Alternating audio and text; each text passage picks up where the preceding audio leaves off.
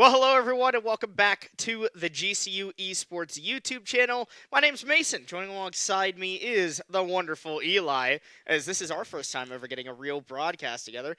And we're bringing you all NECC Pacific Frontier Champions Grand Finals between Grand Canyon University and Long Beach Community College here in NECC. Both teams undefeated on the season, really strong between both sides. And I'm excited for this match, Eli. I am as well. One big thing that I want to point out for this match, it's going to be a best of 5, which obviously is going to be different than all the other matches that we have streamed in the past, which have been best of 3s. So yeah, all buckle in. Yeah, we're going to be here for a long time, probably around 11, could be 1. Who knows? If it goes 5 maps, for sure, it could be till 1. So Yeah. If you're on a local Arizona time, expect to have a little bit of a late bedtime, and definitely go ahead and pick up your Rockstar because we're gonna be in here for a little bit. We're gonna be definitely sipping on the caffeine and trying to get ourselves to stay awake as we go through. But this is gonna be an exciting series. Both teams undefeated on the season. GCU playing in the B side for the Pacific Frontier division, and then on the other side you have Long Beach, who played in the A division. Both teams went undefeated there. GCU is the second seed out of playoffs, or coming into playoffs rather, and Long Beach being the number 1 seed. So it's rather fitting that in the Pacific Frontier playoffs, both your number 1 seed and your number 2 seed come out at the very top, as you would expect. Absolutely, and obviously after both teams have gone through the 18 bracket, you know this is going to be a great match. Just in general, GCU not dropping very many maps. I believe only 1 map through previous matches within playoffs. I believe only 1 during the regular season as well.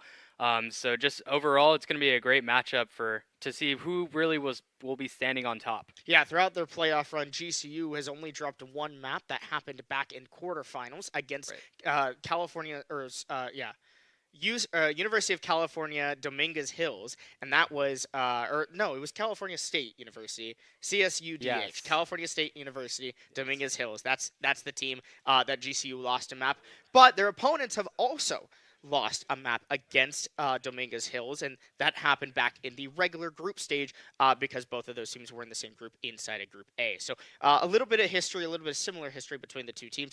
But when we talk about Long Beach, rather, those guys, they've lost a couple maps throughout the regular season. They actually lost 3 maps in the regular season, but unlike GCU, they have not lost a single map through playoffs. They're 2-0 and 2-0 against their previous opponents of Sac State White and New Mexico State University Crimson. So far, Long Beach looks really, really solid. Right. However, GCU also playing maybe a little bit harder of a playoff bracket on that lower side. Yeah, I'd have to agree, especially when you bring up Sac State. That's one of the teams that we went ahead and played as GCU twice, yes, throughout the regular season. Both were 2-0s. Both were pretty sail by, pretty easy, just in general. Not really to dock Sac State White, but obviously not the strongest team in the group. So if that's going to be on the other side of the bracket, it's going to be a little bit of an easier time. Also with New Mexico State, they have shown a little bit in the past. Obviously, GCU did not play them throughout the regular season, but just in general, they were about 3-1 within the group stage. So that must have been a tough match. But obviously, to get 2-0 through New Mexico as well, it's going to be a testament to the strength of Long Beach. Yeah, New Mexico State was 5-0 in the group stage in Group B. GCU just unfortunately never actually matched up against them. So 2 5-0 teams coming out of Group B. Right. Kind of shocking, kind of weird to see that not all of the teams played inside of that actual round robin stage. But still, the fact that GCU is here in Grand Finals is more than exciting for us. Obviously, you being a part of the team still, right. I'm sure that I know it's been something that those guys have been working for quite a few years and for quite a long time. Indeed. So it's more than deserved and more than earned. And the biggest thing here tonight is that a spot for Nationals is up for grabs here. If you win, you go to Nationals. That secures you money. That secures a lot of clout for your school. Yes. And definitely just excitement overall and a really prideful thing to hold on to, having that opportunity to be a part of that. So for you, Eli, being a part of the team, what would that be like, getting into that Nationals, being able to go to LAN and stuff like that? Right, just being in general for NECC, just a national event, just getting to play against a lot of better, I say better, but a lot of like really good collegiate teams just in general, being able to test our skills against the best, be able to play for scholarships, for money, for anything just in general, and be able to put GCU on the Valorant map for collegiate scene is obviously a big thing that we've been striving for the past couple of years, like you've said, and just hoping that after this match we can kind of cement that our name in the top dogs. That'd be cool. That'd definitely be something that's ideal and probably a dream come true for many of the GCU esports athletes here on the campus. Going through some of my notes, I'm also looking at some of the stats, just the regular season stats for GCU and Long Beach. GCU round differential plus 56. Pretty good. That's pretty good. That's kind of a shocking RD. That's like you smoked your competition. And GCU definitely obviously had a very good regular season, right, going undefeated in the group stages. So kind of expected to be a very high RD, but I mean even then against these college teams, plus 56 is pretty incredible. On the other side, Long Beach only plus 37, and I say only, but that's just Still because GCU's number is so high. But even then, plus 37 is still really solid. The biggest disparity that I noticed is actually in the kill department, where GCU on the League OS website, where I was kind of doing a little bit of research before, only 565 kills, but I think that's because we were missing a little bit of information. Right. GCU has gone through a couple of roster changes throughout the season, so even then going undefeated with or going 5-0 and then having a roster swap coming playoff time and still being able to put out that same performance, that shows a lot of depth in the GCU roster, which is also really exciting to see. Absolutely. And to touch on that kill count a little bit also, obviously, when you're going to have that round differential a little bit less for the side of Long Beach, they're going to have about 21 rounds, maybe 19 if I'm doing the math right. It's one or the other. They played a lot of extra rounds, a lot more rounds than GCU because of those 3 map losses, which GCU had 0. So that's 3 extra maps where Long Beach actually had a chance to go and get those kills, right? Exactly. So you kind of expect to see that that disparity and stuff. So it's nothing to really be worrisome about, but it's just something interesting to point out because both teams played 5 games. It's just Long Beach ended up playing maybe a little bit more hours in the hour department, where GCU may have had that opportunity to scrim a little bit more or study on their opponent a little bit more if they have that opportunity. I was talking to the team. They've never played these guys before. So they don't really know what to expect. Obviously, there's counter-stratting involved. I saw a nice little PowerPoint there was a little bit, put up there and a good amount of work put in by the coaching staff here at GCU. But still, that doesn't mean you know everything that's on the docket about your opponent. Maybe tell us a little bit more about what that's like, what it's like going for those counter-strats specifically against your opponents, especially here in collegiate. Right, so a lot of it is just going to be going through the past streams, just like film for any other sport. Essentially, like football, you go back, you watch the games that they played, see what they're doing. A lot of the same things. You know, you're going to see the same sort of strats, especially for pistol rounds. You're going to be wanting to see how they start out the maps. Are they going to be aggressive, going up through mid, maybe a B split, just whenever it comes up throughout just whatever map, like on Ascent, if you're going for a B split through B main and through mid. You're going to want to be prepared for that, maybe have a stack on mid and cut off the team as they try and split. Just a lot of anti-stratting to just in general is going to be big. But I'm really, like I was saying, I'm really interested to see how the pistol rounds play just in general after seeing all the anti-stratting that is going in. Yeah, I think that it's going to be exciting. Hopefully both teams maybe changing up what their defaults are, especially because of some of those counter-stratting opportunities that are in play, maybe setting them up with a bit of a bait and switch. Some sort of stylistic opportunity could come out of the counter-stratting and all the prep work that is done, but that's what you do when you're trying to obviously send yourself to nationals inside NECC. You do your homework, just like any other college student would. Never. Well, said no one ever. Said me not looking at Eli doing his homework assignment 5 minutes before broadcast. Hey, as long as it gets done, it gets done. Okay, thanks. That's all that matters. That's all that matters. As long as it gets done, it's done. Real quick, I'm going to talk over the rosters between the 2 teams. We don't have a graphic to go with it, but we do have a little bit of background info. I was looking at the stats between the players and for the rosters. So for Long Beach Community College, they are rocking with Ghoul, Matthew XYZ, Thermo, Che, and Sean. And on the other side for GCU, you should know these guys by now. They've been playing for at least a month together, At about least, or yeah. so, and they've been around for quite a while. Obviously, you have your captain in Volt, Sipe, Dino, Envies, and Nader. A lot of those names should be rather familiar. They're still familiar for me, even if it's been 8 months since I've actually commentated Valorant. So it's been a little bit since I've been in the wheel or in the wheelhouse or whatever. Production, So yeah, there's basically. not in production, okay? Listen, I still work a little bit here My and fault, there. my fault. Once All right, once all in a right, all blue right. moon, okay? But I suppose. in Valorant, I don't often work, so it's nice to kind of see a new game for myself, rather see how the meta has changed since that time, because obviously in 8 months a lot changes, especially when you have new agents that come out, Yeah. new maps like Sunset, which is going to be the first map that we go to, where GCU will start on the attack. That one I'm excited for, because I've Oh, heard yeah. a lot of really good things about Sunset. And I get a nice little breakdown from Volt, from Andrew, actually, before we started on how Sunset works in the competitive side, because I have not yet to see it. Yeah, it's just mostly aggressive plays. At least on the defensive side, you're going to be wanting to try and take mid aggressive. Maybe not in the beginning of the rounds, but especially the mid round. Mid rounding, mid is very, very important. A lot of mid splits through to the B site is going to be very prevalent, at least in the gun rounds. A lot of the time. Also on the A side of the map, there's going to be a lot of fast pushes, fast aggressive pushes, especially when you can just split off into A main and through elbow and just get up, have great util, and just kind of basically bang your head against the wall until you can make your way onto the site. Yeah, one big thing that Volt was talking to me about was double controller meta, Right. especially Harbor and Viper. That's kind of that more set prevalent that you expect to see a lot here inside of Valorant. And going into Sunset, that's one thing that GCU, talking with them, expect Long Beach to be running. So it is very possible that we see Long Beach end up running that double controller combo, trying to control mid, trying to control shop, and those different spots. And here we are on Sunset with the agent selection. And shockingly enough, no Harbor being brought out by either squad currently. Instead, you've got Breach for Envies. That's kind of an interesting side pick. But then you've also got Chamber being brought out here by Long Beach. And one kind of shocking thing for me, you don't see Chamber as much in Right. competitive play anymore.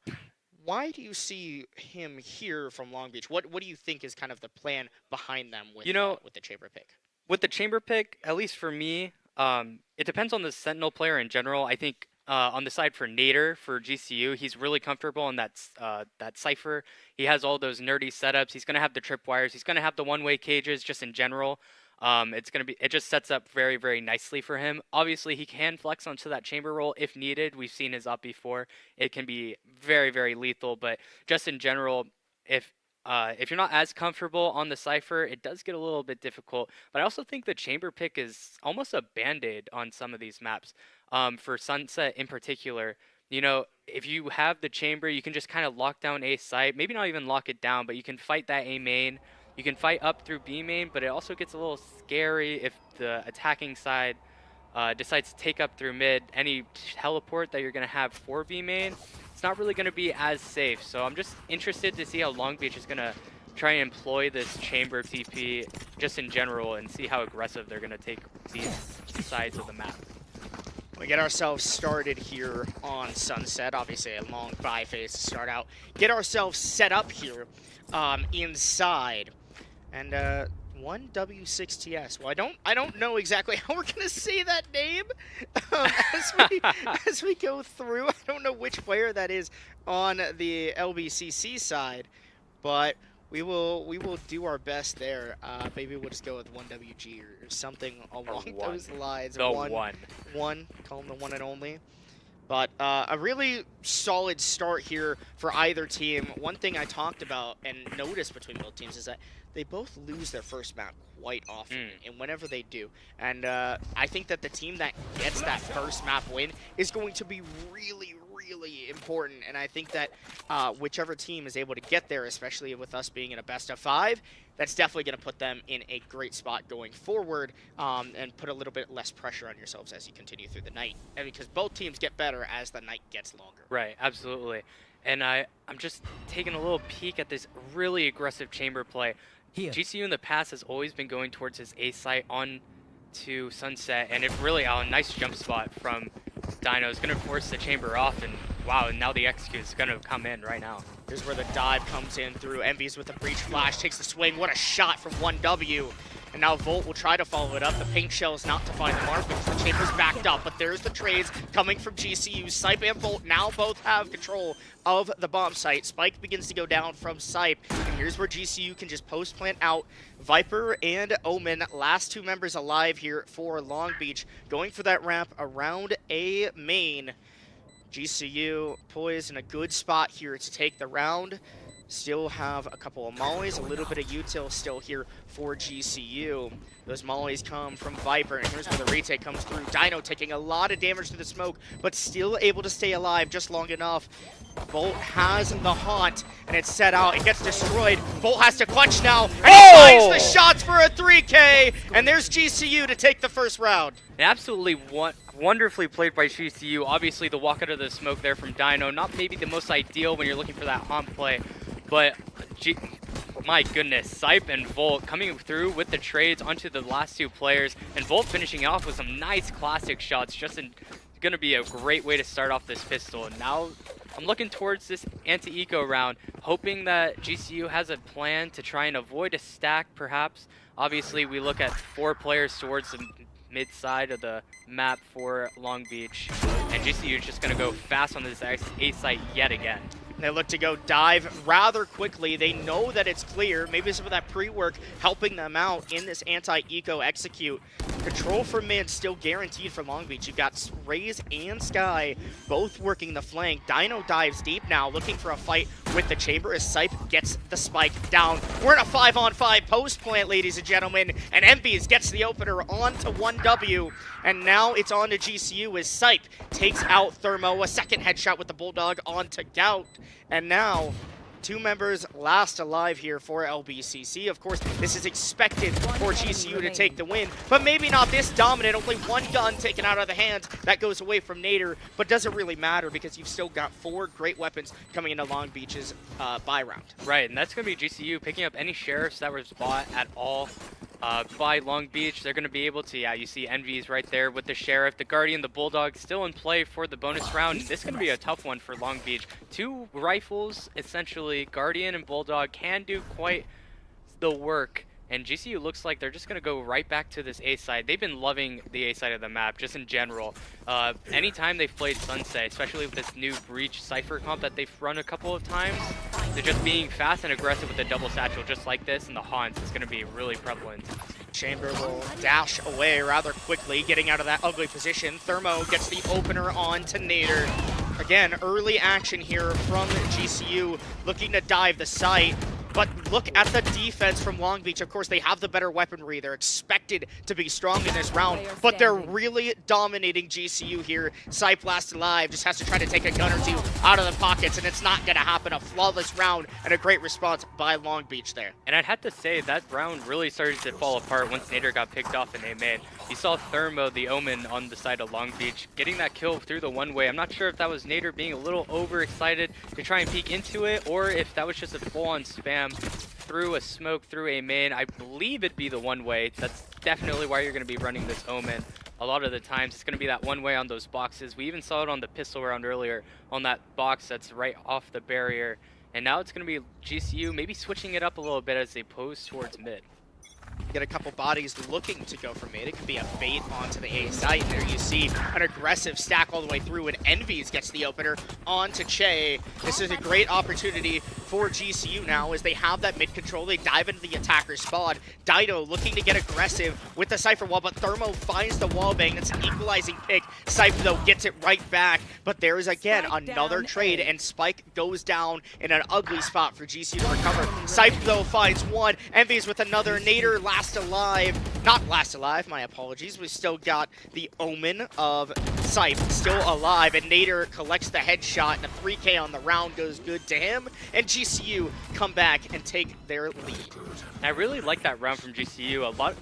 The last time we watched GCU play Sunset, which was last week, they ran that same kind of strat up through mid, using the Omen smoke over on the left side of that opening, the choke point, just trying to barrel their way through A, having the Omen lurk from Sipe coming in through A main and just really well executed, especially with these guns, being able to cover their bases all the way through. And especially, I just love that first kill from Envy's right out the gate. Getting a little aggressive with the breach, maybe a full blind coming in, but just a one tap really opened up the round for GCU. GCU finally swap up their take now. They've got the Cypher lurking at mid, and the rest of them all working their way towards B. You gotta worry about these mid-link players inside. Dino will throw the paint shells. It might do a little bit of damage, at least forces the defenders back.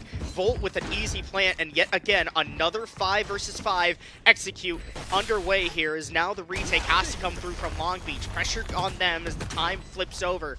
Envy is looking for this entry from the CT side. Dino also plenty and aware. Look at Nader with the trades, finds 3 on the round. Sype gets 1.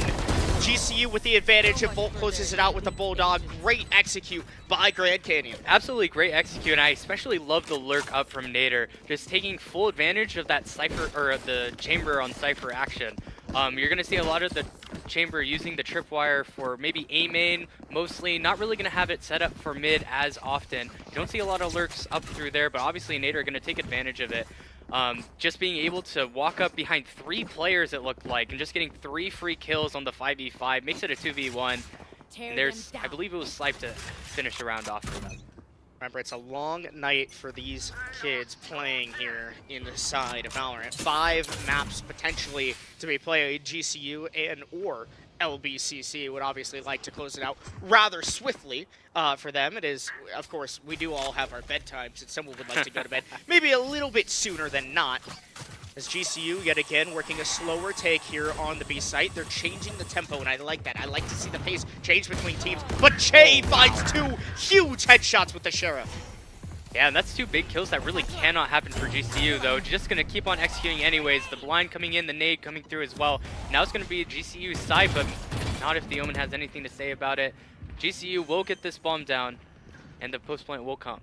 Dino looking for this opportunity on CT, finds the headshot onto the chamber. Of course, it is an eco round for Long Beach, so GCU should win it. It's already solid for Long Beach, considering they've taken a couple guns out of the Lopes' hands. And now good information here by Envy's on that quick peek. And GCU clean house. Dino, Envy's, and Sype all good for 1 in the 3-on-3. And GCU take their 5th round. Yeah, and that was definitely off the back of Dino there. The 2 first bloods onto Nader, and I believe it was onto Andy.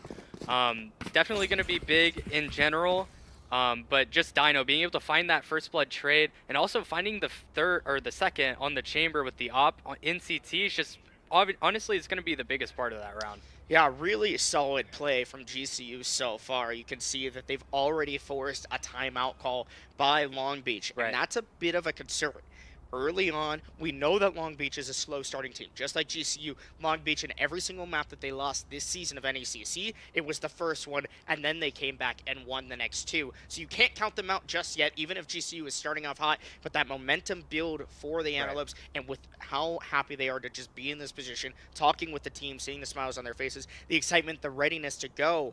If they get hot, they're going to be really, really difficult to slow down. Right. But I like GCU's idea of trying to take the first map that they were playing and try and play this offensive side of the map. I'm not sure if it was their map pick or if they had to pick sides, but obviously if they're going to pick sides, they're a slow starting team like you've been mentioning. If they can pick up the momentum from the attack side, you get these fast executes like we've been seeing from GCU. You pick up that momentum, you get the fast kills, you pick up the confidence as well. And I mean, obviously it's showing a little bit with the 5-1 score line going into the 7th round. This is GCU's map pick of Sunset. I know it's one that the guys were definitely wanting to target and go for. I think it's the right call for them so far. Through 6, they're very successful on the attacking half, which, by the way, Long Beach chose to start on the defense. Is this more of an attacker-sided or defensive-sided map when it comes to your experience from competitive play? You know, I would definitely say it's offensive-sided. Though it does get a little tricky, like these plays that are about to come in through B main, this defense has to play aggressively, and obviously Long Beach knows this. There's just 3 players creeping up right behind that tripwire. They've got a full triple stack looking to dive. Dino with a quick peek. They know that the Long Beach players are getting aggressive into the position. Dino goes for the Jiggle Fire, but it's 1W to find the opener on the Nader that slows down the take. And as the defenders retreat, GCU try to get aggressive, and it doesn't work out for them. Dino finally gets a kill, and it's a trade for his own life with the paint shells. But is it enough for GCU to be happy? There's the showstopper as it finds Envies, who trades out their own life. And now GCU have to work a 2 versus 3. They've rotated quickly, but the Viper's already here in position for Long Beach. Ghoul close on the site. If GCU don't check, it could be over, but Volt finds the kill. That's huge. That gets the spike down, and now we're even at a 2-on-2 with the defenders to retake from mid. And wow, it's going to be a tough 2v2 post lane, especially with that Sky ult. Actually not going to quite find anything too valuable in terms of info. Now GCU kind of split up through Market. Andy, Lopes, sorry, it's going to, but Sype actually finds the first blood. Maybe going to pick up the second on the round. The Haunt shows the Omen on the other side, and now the Omen blind to come in. The double up does come in for Volt now in B main, and the time tick tock. Not going to be much time left for Thermos. Good information and a good peek by Sype. He's playing his life. He's playing the time. They've got the spike win. The diffuser will go. It doesn't matter if there's a timeout. Volt will still save their gun. Sure, it was closer by Long Beach. They had a great play initially. Thermo even dies losing that gun. So that puts their eco in even more of a whack state. And GCU just continue to be more and more aggressive. As look at Long Beach. They have to buy light because of that death. That's extra costly to Long Beach. And definitely not something they want, being down 6-1 and fighting against such good weaponry. Yeah, and I really just want to point out Envy's there on that, on really the 3v3, 3v4 that it turned out to be.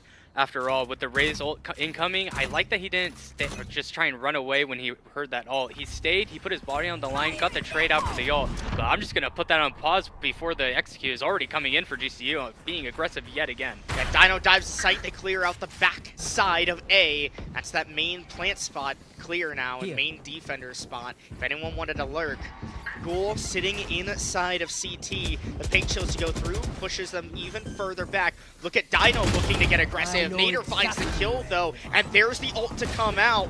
Dino, though, gets dusted by Thermo. Frags back and forth between both teams, but Nader looks to be aggressive. It is better. Volt with the support from behind actually finds 2.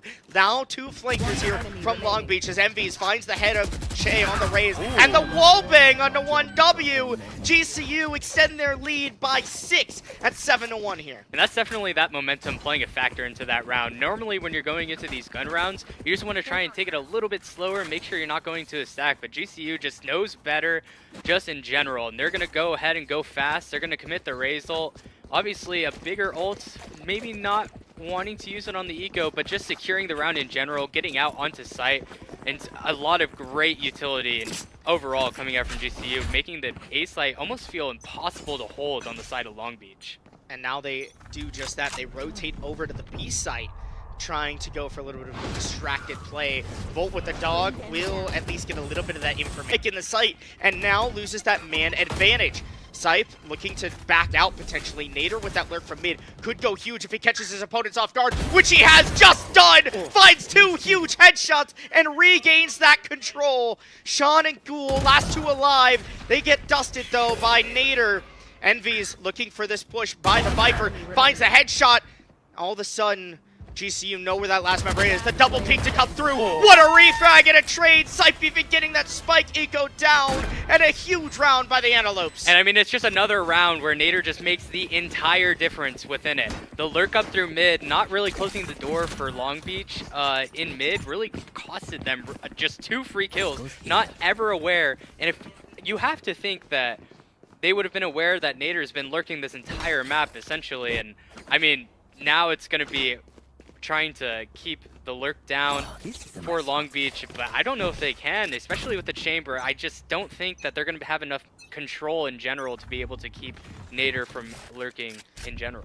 Even when GCU seems out of a round, right, when they're maybe in a little bit of a disadvantage, they have one play. They've got just the right strategy in place and in effect that is able to catch Long Beach off guard. As GCU yet again looking to go for another B take. They again watch out for that lurk mid. You see Nader hanging out over there, and GCU just waiting on their time. Yeah, and I actually like how this Long Beach Viper has been playing the B side of the map. Putting this Viper orb up in B main has really been putting a nail in GCU's plans overall. You've been seeing GCU wanting to take this fast, aggressive space, and now the Viper Molly comes in, the Viper Smoke comes in, and if you're trying to push through that, you're going to get decayed, you're going to get Molly double damage. It's just a death sentence trying to go through, but obviously finding their way through it finally. But now it's just the wall that they have to rush through now also.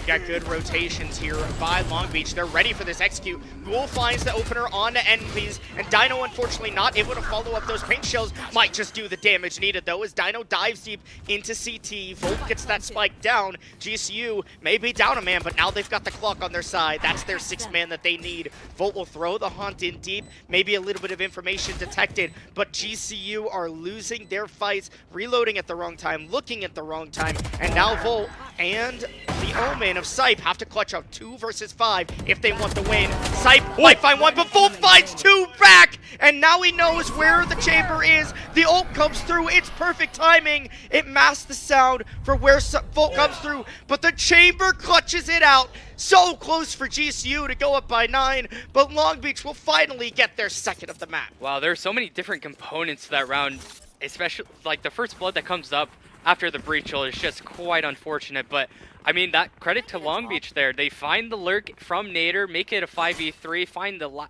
third kill, makes it the 5v2, but I mean, Volt and Sipe trying to make some magic happen. See the nice spray transfer there from Volt, just in oh my goodness, I just lost for words for how well played that was in general. GCU really, though, making a possible round out of nothing like you've been saying, and just plays on plays being made. Yeah, that chamber just maybe being a little bit better. Really good shots overall. You see this mid play now from GCU. Volt looking to dog and goes aggressive inside of mid. This is the control that GCU desire, and now they have it, forcing Long Beach all the way back deep into their site, and with less control, less forbidability, and GCU now has that option to rotate as they please, but Volt loses their opening duel against Che, who unfortunately takes down the Fade, who will no longer have utility for the rest of the round. Yeah, and I don't really like that from Volt all that much. You know, you're not going to have that smoke up through market. You're going to have to be extra aware in that angle that he walks out of, just slightly exposed his shoulder and gave Che the opening to just be ready for him to just walk basically right into his crosshair.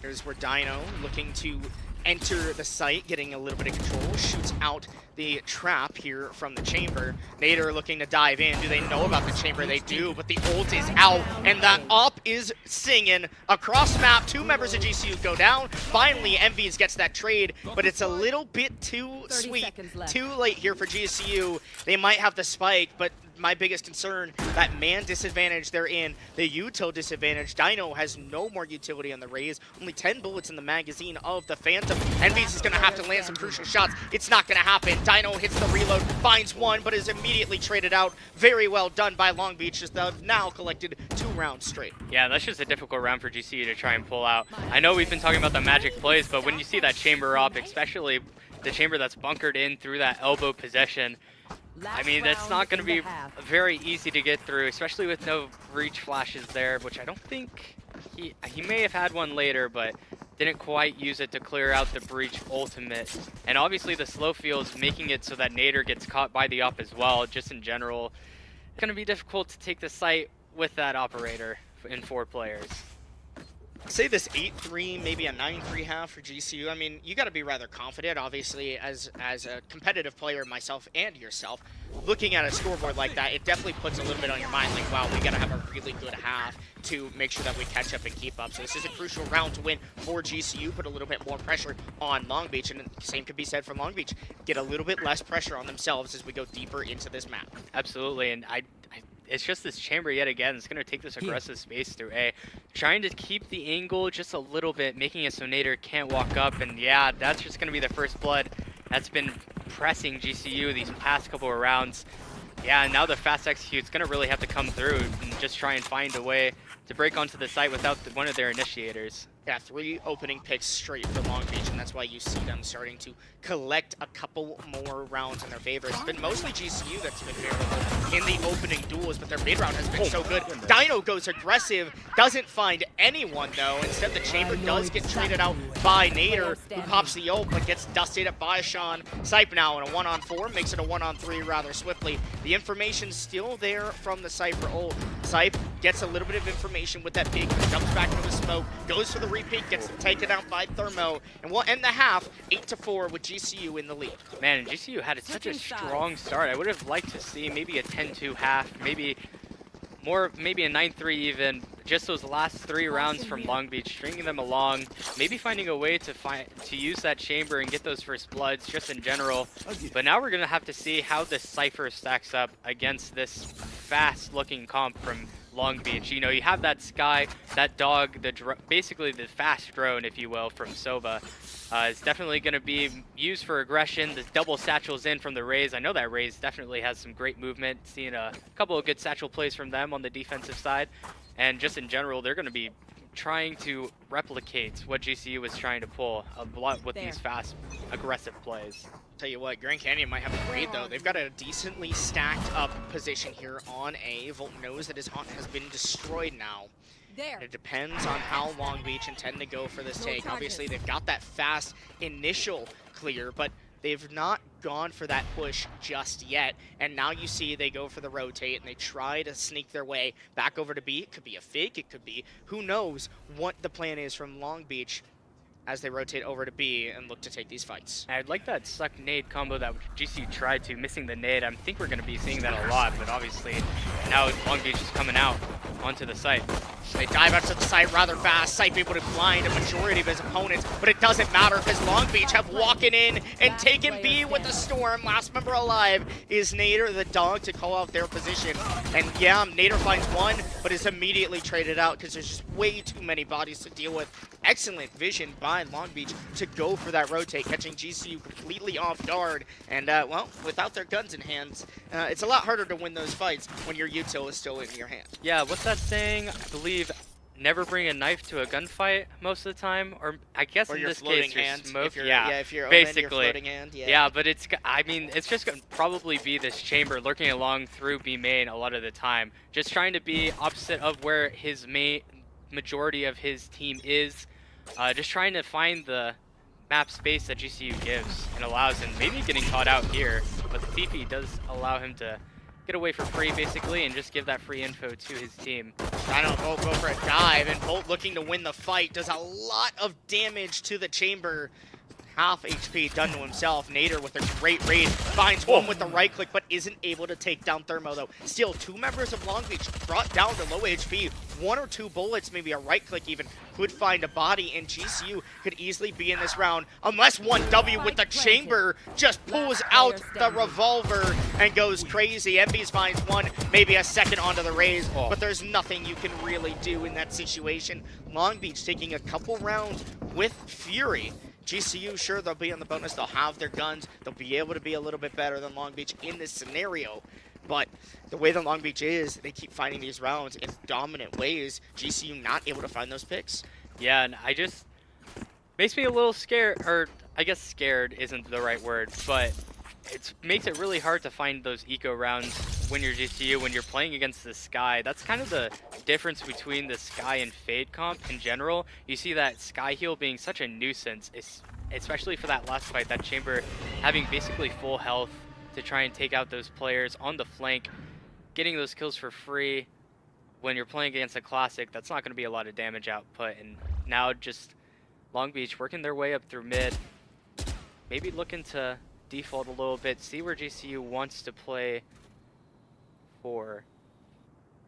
And GCU is playing really, really back on basically all fronts. Little bit of a scary peek there from Volt. As now some info gained, and the Raze, there's the Raze suck nade. Maybe gonna catch a player out. The Omen's caught in, actually finds no damage though. Like I was saying before, I expect to see a lot of those Raze Fade combos. That synergy between the two agents is so great. solid default so far, but Long Beach not much action to have, but they get the opener into market. It's quickly refragged by Sipe, who gets down onto the Raze. And Sipe, or Chamber has rather made their way through mid. Good refrags by GCU, who end up in the advantage in the trade game. Dino looks to take the peak. They take the fight. Then they fight the Satchel, which ends up hurting them in that engagement. Spike down, clock now against Grand Canyon. Nader and Volt go for the kills, and they get their one. Simple as that for GCU. They finally stopped that 5-round win streak that Long Beach went on, and now we're back at that advantage, going up 9-6. Yeah, and I kind of want to say it's a little lucky for Volt there. He had his knife out right when the Chamber was in the smoke. The Chamber almost found the perfect timing to just jump out and kill Volt, but luckily for Volt, got right around the corner, actually caught a little glimpse of the Chamber walking through the smoke, was ready for him on that lurk, and comes away with the kill onto him, making it the man advantage for GCU. And just, that's going to be a lot of what this half is. It's going to be that Chamber trying to find the holes in GCU, and basically GCU trying to play, I guess, perfect Valorant, I suppose, which I know it sounds crazy, but that's what you want to do when you're playing in competitive. MVs will go for the stun onto A main. GCU seem to have the read that this is the play that Long Beach are going for. They've got 4 members stacked up here ready for this counter take, and maybe GCU get a little active on the aggression. Volt walks out, but quickly thinks better of it, and here's where the double rotates from both teams come on. Both of them scamper all the way back out to mid, as you see Long Beach looking to push B. Nader's going to have to hold for just a little bit to make sure they don't get their way through. And here comes the smoke, here comes so much utility out from Long Beach, about to come out, and now the dog coming in, and Chamber maybe going to find his first blood on the site, as he will, and now Long Beach going to come away with the site.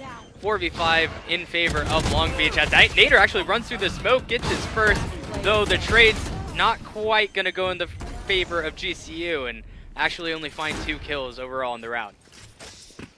It was close for GCU, and then all of a sudden it wasn't. Unfortunately, they just keep losing their opening picks. They keep dying in the early round. I feel like that's the biggest thing that Taro, the coach for GCU, should try to impose on the guys is don't give away those opening kills. There's so many opening deaths in a row. I've got it noted down. 1, 2, 3, 4, 5, 6, 7 straight opening deaths for GCU in the last 7 rounds.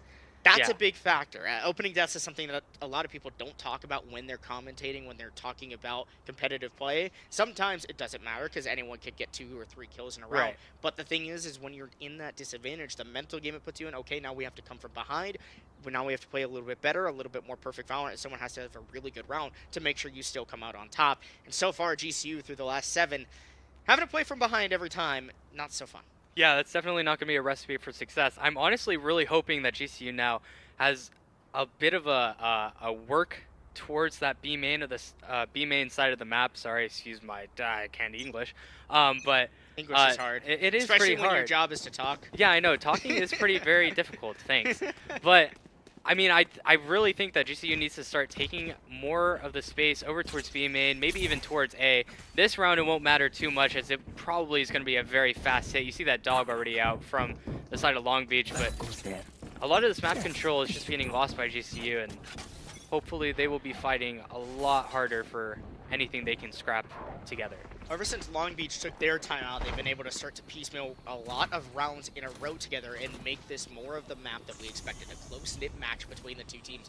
But GCU now, with their timeout, can the same fate be said for them? Sipe with the classic out gets blinded and gets dusted by Sean and Jay both, taking them all out. Volt finds one with the stinger, but doesn't really matter because GCU just got whitewashed on that round. Long Beach bring the gap back to only being down by 1 round now. Yeah, that's definitely going to be that gun differential there. That eco round not going to go in favor of GCU. Just basically running it through the smokes. No respect given for GCU for the stack, the 3 men on site, especially with the Cypher as well. It's almost like having half a person more with that utility. And yeah, now it's just going to be back to the defaulting for Long Beach, taking that mid control, working B main a little bit more. GCU maybe posed to take some of that mid space as opposed to B main or A main. Let's play. Especially with Dino in that position, potentially looking for that read. Nothing yet from GCU. No mid control at all, actually. I was definitely expecting a little bit more aggression there, just closing the door and letting Long Beach kind of take the full middle of the map. Maybe a little bit too passive here from GCU. A lot of space has been given up, but honestly, they're maybe just guessing right. 4 players towards A site. Actually, I say that now, and Dino just sprinting away over towards B as all the players from Long Beach decided to group up here and try and take this A site very, very quietly. Maybe this is the call that Taro gave to GCU in the timeout. Play space, play deep. Nader watching the players walk up, pops the smoke, finds one in the trap, immediately traded back out by the chamber of Long Beach, who now begin to go for their take. Bolt will use the haunt to try to slow down that push, and does just that. The doggy come through, gets information onto the chamber. GCU currently locked out of the site, but you could argue their retake positioning is excellent. MV's is back now and could help them as well. The dog distracts 1W just enough. Dino a couple of nice place shots, and now both players forced over into elbow for the plant. Wow. What a team flash there. Dino throws the paint shells. It forces Gold to peek right into him, and the paint shells will do it. A huge 4K by Grand Canyon's Rays, and a great win coming out of the timeout. Absolutely fantastically played by Dino. Some nice shots, but honestly, I just want to highlight Envy's on that, just in general. You see the concuss come through around, along the site, catches the second kill that Dino did find, picks up that assist, but just sprinting through CT, throwing that perfectly placed flash, blinding the Omen right before Dino takes that third fight. Just gonna basically hand platter these kills right to Dino. Hand all of these kills on a platter to Dino. On a platter. It's like free dish. Hair of my tooth or whatever I said the other week. I get it mixed up, but it's all good. It's okay. Fact of the matter, easy kill for Dino. Very good assisting from Envy's. Yeah, really solid play by GCU. I like that bounce back round, and I like the way that they're starting to play. They are playing a little bit more space, a little bit further back. They're playing for the retakes, which I think is the smart call because GCU's team play, their team coordination is very solid, and I expect them to continue to do that while they force Long Beach on this stall, and now this lurk over to B. But I would argue that having Nader on the Cypher in this position, having Dino on the Rays, who just had a big round, is an excellent part to counter out Long Beach on their attack as they slowly work their way in through B main and look to go for this execute. Yeah, and execute will come. That Raze ult coming in full force, but the one tap from Nader just going to put them down in their tracks. The trade, though, coming through. And now it's just going to be a 4v4 for this execute. Nader, excellent shot, stalling out Long Beach on that initial entry. Now GCU stalled out of the bomb site as the Raze has made her way in. It'll take good eyes from GCU to make sure they check the corner. Good team play. There's the spike plant. GCU know they have a 4 versus 3, and they end up losing that advantage just as that opening fight is lost as they go for the retake. Couple bodies fall. Sype last alive. Finds the head onto the Raze. The Omen is 1 HP. This is very winnable here for GCU's Omen, but do they have a read on their opponents? It's just ring around the rosy. They go for the smoke onto the spike, but no plant just as of yet. Again, that Omen playing on 1 HP has to be careful, but Sean clutches it out for Long Beach, and again, they keep themselves within 1 round of GCU's grasp. And I just really want to see GCU kind of switch it up a little bit on this B side of the map. I know I've been pressing it on a little bit, but there's that first death. Not necessarily first death, but it's going to be the trade. He's going to be Nader specifically on B side. It's going to be really playing alone there. Not really being able to be supported in the slightest, and off of a Raze ult. The Viper just sprinting through his one-way cage, not really able to do too much, but just get one and die for his troubles. Now GCU on an eco. This is an excellent opportunity for Long Beach to even us up. GCU look to go for a 4-man down mid strategy. Sype will tuck himself deep inside of A and try to hide himself as well. It's actually a pretty good read by GCU. They should be able to force themselves up through Long Beach, and they get a free gun for them. They also use the Cypher ult to force back Long Beach. That allows GCU to recover the gun. They can play together. Watch your backside, though. But Dino finds the kill onto the chamber. Here's the explosion onto the A site by Long Beach, but GCU on an eco round coming out way over their head and find 3 huge kills and have themselves in the advantage. A little bit of ult usage, maybe too much, but they still win the round. They keep that lead. They get guns for themselves. The defuse off, and GCU now within 2 rounds of taking map number 1. Honestly, a little bit too much maybe, but I kind of like the ult usage there. You secure the round, and if this game does get quite dicey and goes to maybe an 11-12 scoreline, that might be enough rounds for Emmys to build up that ult yet again. Obviously, the 9 ult orbs does put a bit of a damper, I suppose, onto getting that ultimate up and running. But just in general, I think GCU played that round really well. The mid aggression taken in perfectly, and I just like the round. I just like the way that the round was played. I'm just happy. I'm just happy about it. Happy Eli is a good Eli. Yes. Yes, we do. I'm happy man. Happy man. He's a happy man. He is a happy man. I think we're both happy with so far the results of this match. A couple rounds, kind of back and forth, really clench your teeth a little bit watching GCU and the way they play. But also, even same could be said for Long Beach. Both teams just really having their different ways that they play the game. But both teams also rather similar in how they play the game. They like to go fast. They like to go for those quick take executes. And both teams find a lot of success against each other who, well, you would think, as a fast-paced execute team, would be good at it. Yeah. They're good at defending it because you know what's coming because you're so used to doing it that maybe your opponents become a little bit more predictable. Right, but honestly, the predictability, when you're playing such an aggressive team, you're going to have some shooters on that team. It's like playing an APAC team, especially like PRX. You know, you can have the best anti-stratting against them, but, I mean, Forsaken or just those players in general or, something on PRX. Literally, it doesn't matter if you have the best anti-strat, they're just going to one-tap you. And that's kind of the sense that I get from these two teams. Obviously not on the same caliber as those because they get paid very, very much more. But just in general, I think the aggressiveness is very, very, very fun. Yeah, really, really solid by both teams so far. I pointed something out to Eli, and he's going to take a second and reconvene himself. But Long Beach take their way up through mid. And GCU, again, just playing the spacing, playing a little bit more passive.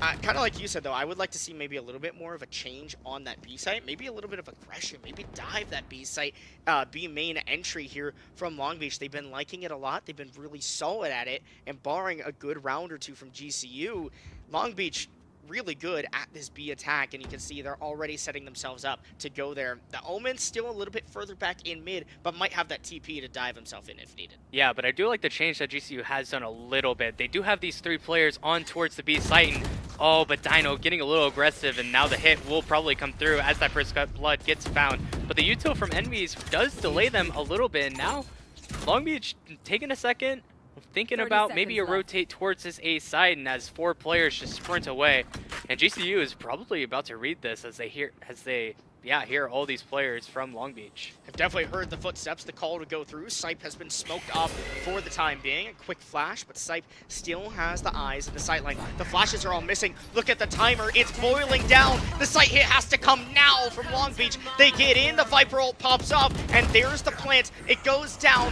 What a round and what a take by Long Beach. But wait, it's not over yet because Nader and Envies have come right back. The chamber's so late on the rotation. Envies just has to cover. Can he do it in time? They get off and they get the counter defuse. And GCU put themselves onto map point. Wow, it's such a hairy round for GCU, just in general. Bit, huh? A lot just happened. I love the B. Well, I shouldn't say I love it. I liked the idea of stacking the B site. The walk into the smoke from Dino was a little bit troll, but honestly, it kind of forced Long Beach to kind of reconsider and go back towards that A site, and just chaos ensuing on to the site once that timer was down to about 12 seconds that they had to get that bomb down. And the Viper ult not really going to do much when the Viper has a judge and nobody's running through that ult at all. Yeah, timer can be a man's best friend, especially on the defensive side. You can see that Long Beach weren't able to get the post-plant positions that they quite desired. Look at Dino with an aggressive play. Gets rid of the Viper. No longer going to be a problem in this round.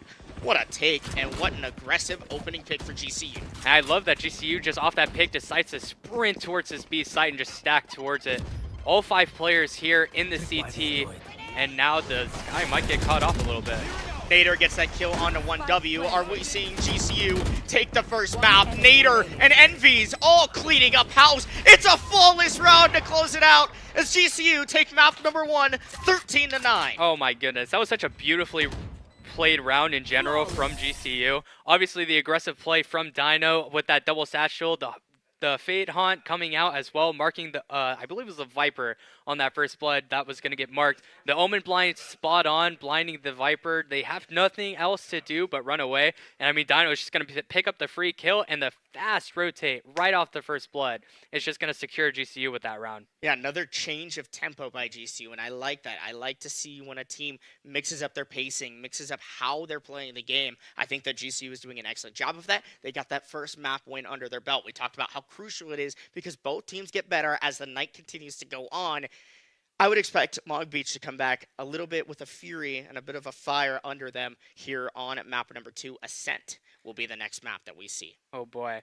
Well, obviously, I've been a proponent of I hate mirror comps, and obviously Ascent has been the mirror comp just in general. If you're playing Ascent, you have the same 5 agents that you're going to play, and that's basically been it. I'm kind of hoping with how aggressive these people have been that, or these teams, Long Beach, GCU, I'm hoping that somebody might switch it up a little bit. Maybe see a little chamber, maybe we did see a little chamber. We did see a little chamber. Maybe see a little chamber on Ascent. I don't know.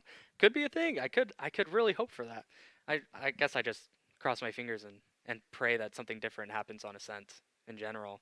But maybe. You never know. Well, how about you go grab some Dino Nuggies and hang out for just a few minutes. We're going to go to a break, and when we're back, it'll be map number 2, Ascent, coming your way.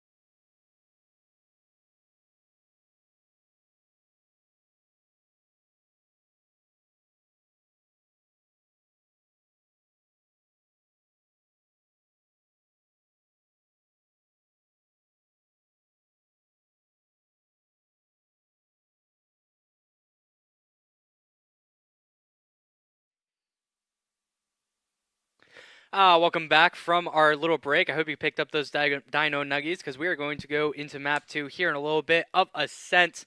Like I was saying, hoping for a little bit of change from the normal meta comp, the KO, Killjoy, the Viper. No, not the Viper. That would be cool if we saw a Viper, but it's not the Viper.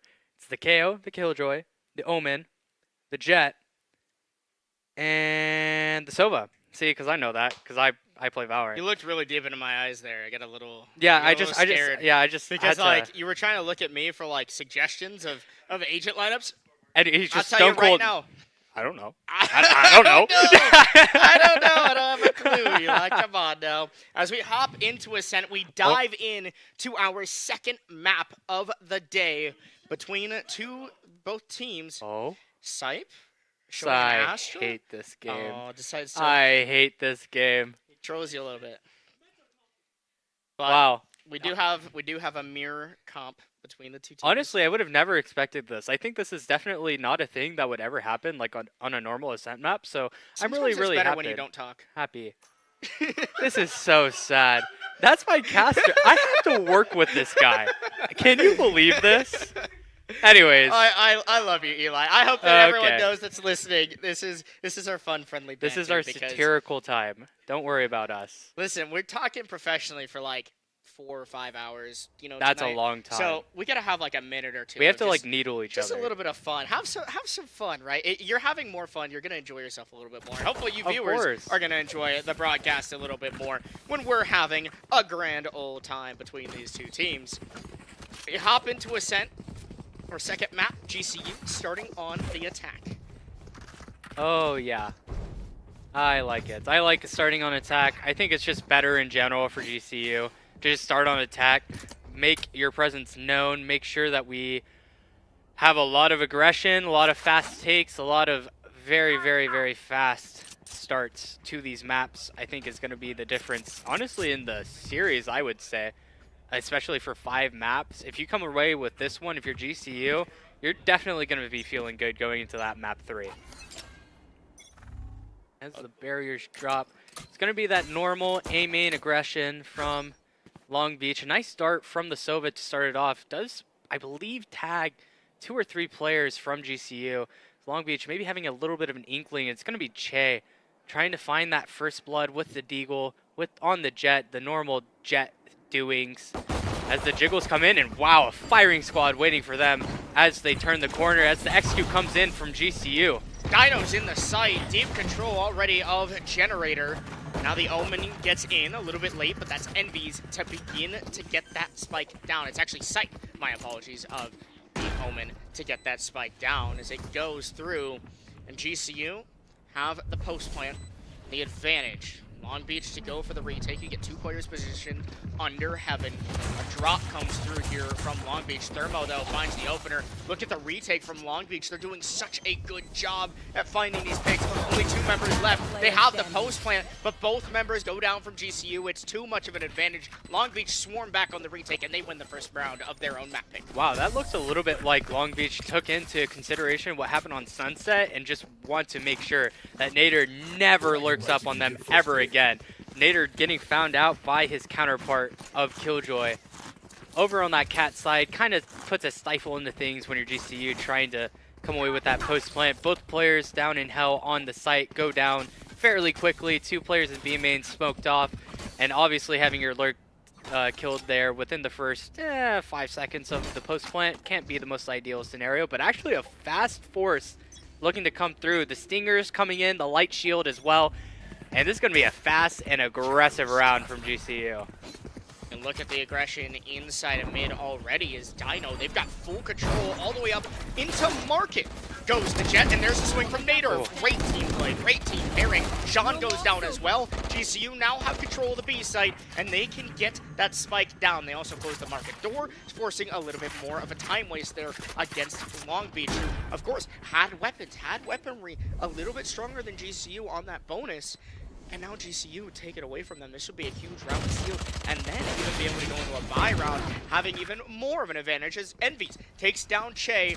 GCU, of course, would like to keep these guns in their hand. They do just that, taking down Ghoul, rather. Last alive is Thermo. What a round by Grand Canyon. They only lose the Volt, or the Sova of Volt, but still keep 4 members alive in their anti-eco and do a really good job. Absolutely, and now they're, like you were saying, they're going to pick up those guns, a lot of Bulldogs, Spectres, even a Phantom being forced up from Nader, also from Sipe as well. Didn't quite realize that, but honestly, I'm loving how that round was played, especially from Nader, taking that timing on the Killjoy, running away from the drone, and really just being able to pinch the player that fought Market with Dino there, the Jet from GCU. Just wonderfully played, and now it's just going to be that same fast, loose, aggressive play from GCU yet again. GCU like to get ugly, they like to get nasty in the site. 1W finds 1, but Volt finds 2 quick frags back, and GCU yet again have that site advantage. They can begin to get the spike down. They can do all of the deeds needed to be done to win the round. Yeah, now it's just GCU. How many people can not die on this round? That's really going to be the big question for them on the big time success. The round, I say essentially secured, but obviously anything can happen. But with this majority of big guns on GCU's side and a really difficult retake for Long Beach, it's really going to be how many deaths do we not allow to happen. Fights coming in. Che finds 1 on a Nader. Volt with the 3rd kill on the round with the Bulldog. Che picked up that Phantom that went down earlier, but it doesn't matter because Volt finds 4 with the Bulldog. Can he secure a little bit better weaponry? Maybe, maybe not. No, Not he wasn't. quite. He still got the Bulldog. Doesn't really matter. It's still a big round win by Grand Canyon. Absolutely, and now this is going to be a really, really tough round for GCU, I feel. As we just saw in that little tab push there, the operator does come in for Che. Didn't see it quite too much from last game. It was mostly on the chamber from 1W that had the op, but now Che going to show off what he can do with this operator. And it looks like the aggressive B main is going to come in for Long Beach. Aggressive take, lead by Long Beach.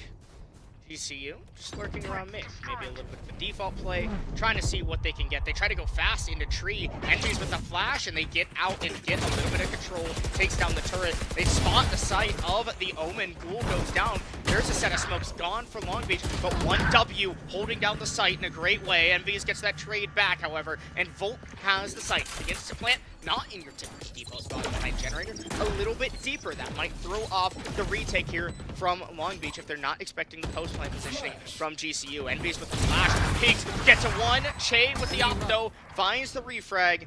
Volt with the drone gets good information on the Jet. The Jet now forced to go back. And look at the post plant positioning by GCU. Long Beach, they go for the dive in. Nader has to hold against this aggressive swing. The Molly is there. Volt has the post with the ult. And Hunter's Fury goes huge for GCU. Nader finds the last one on to Che. And GCU will take round number 4. You gotta love the util used by Nader there, especially just the alarm bot in A main to make it feel impossible for these players to push up into them. And obviously, any way that the Jet had a chance in that round was pushing that A main side or pushing into A main and just trying to kill Nader fast and maybe getting half on the bomb. Finding Volt when he swings out to try and kill the diffuser, but obviously that util just not going to allow for anything like that to happen. But also, I just want to point out Envy's yet again just getting really aggressive up through Cat, finding some kills on with his teammates, just taking the site altogether in general was really well played. I also love that flash play up in heaven, just being able to use the cheeky little spot where the flash doesn't quite connect onto you, but it connects onto them is just nice. There, as I'm complimenting him, gets the first blood. As his execute just bulldozes in. Yeah, Envies dives in, gets that opener for GCU. Sipe finds a second after getting off of the plant. Gets that kill onto the Omen of Ghoul. Of course, Long Beach in an eco round. GCU notice that their opponents have low money, so GCU decide to dive to the site, take fast, show them how business is done here in Phoenix, Arizona. Volt now hanging below heaven again. Long Beach, their goal is just to take a weapon or 2 out of GCU's hands. Sure, they take down Volt, but doesn't matter because GCU still keep 4 members up and win round number 5. Yeah, now just Long Beach is going to have a really, really tough round coming into this next one. You see the KO ult there for Envy's going to be able to come in very, very easily. The only thing that I would say is going for them is they do have that Killjoy ult, and GCU is looking to go right back towards this A side of the map, but actually just the timeout to come in for Long Beach. Just a little interested to see what they come up with here, especially with that Killjoy ult. You definitely think they're going to be playing that A site for retake. Just the normal Killjoy things on this ascent. Just in general, the ult's going to go down in tree. Just going to make it for a really, really tough post plant for GCU. But obviously, with that KO ult, it's going to be a breeze to walk out onto that site. There won't be any Killjoy util to stop them. There won't be any shock darts, no mollies coming in from the KO, no flashes as they run out onto site. So just GC is probably going to have a free post plant. It's going to probably be 5v5, if I had to guess. It's one thing I love about Valorant, just the way that utility can counteract each other, Right. play with each other. KO, obviously, probably my favorite agent to play inside of Valorant. It's like the only one I'm good with because it mimics CS a little bit, even though I'm terrible at CS. Well, yeah, as well. exactly. You're just going to team flash your opponent or yourself normally. I team or your flash teammates. everyone normally. So Oh, that makes sense, yeah. That's usually how I play any game that I play in the history of ever. But That's we're true. back in it to the round. And you can see Long Beach and GCU still looking to go for these takes. How will Long Beach respond out of their timeout? How did GCU adapt? And actually, Long Beach deciding to take this aggressive B main space yet again might actually catch out Volt if they're not careful. And yeah, there's Che to get the first blood onto Volt. But now I like the quick response from GCU. That first death gonna come in. But now actually the Killjoy goes down to Dino. And now GCU has the free sight, like I was saying, but actually does not have that Killjoy ult to work off of for this retake. So now GCU going to be able to stick around on site, maybe get a little aggressive up towards Heaven, as you see Envy's on that little step up. Going to try and use that flash yet again on a good timing, and now this post plant just seconds away from coming in. 3 members from GCU looking to fight on Heaven, but that's not where that main push is coming from Long Beach. Instead, it's 3 members forcing their way through truth. Call it 4. Thermo, Sean, both fight 1. GCU completely spontaneously combust. Thermo with the spike defuse. Nader finds the wallbang, but is swiftly traded back out. Did they get the half? Do they have the time? They absolutely do. And Long Beach will retain their second round. Yeah, and that was a very, very well played post plant for Long Beach. The KO ult does come in. No util from GCU going to be able to be used on that post plant to try and help. No flashes to come in, no smokes, no more smokes to come in, I should say. And yeah, honestly, it's probably a net good for Long Beach that the Killjoy died quite early there, because now they have this ult to come through again for this A site, maybe on a post plant, maybe even for the B site, but Long Beach looks like they're going to be aggressive towards B. Have that stack towards there. 4 players very ready to just brawl it out for this B site. I think GCU are ready to go for a couple of ults. Look at Scythe, obviously baiting out their position here from the KO knife that instantly spots out the Omen. Has to wait for a little bit of position. There's the smoke onto mid. GCU looking to grab that control. Dino with the fast block all the way through. They dash into market, but they get blinded by their own teammate.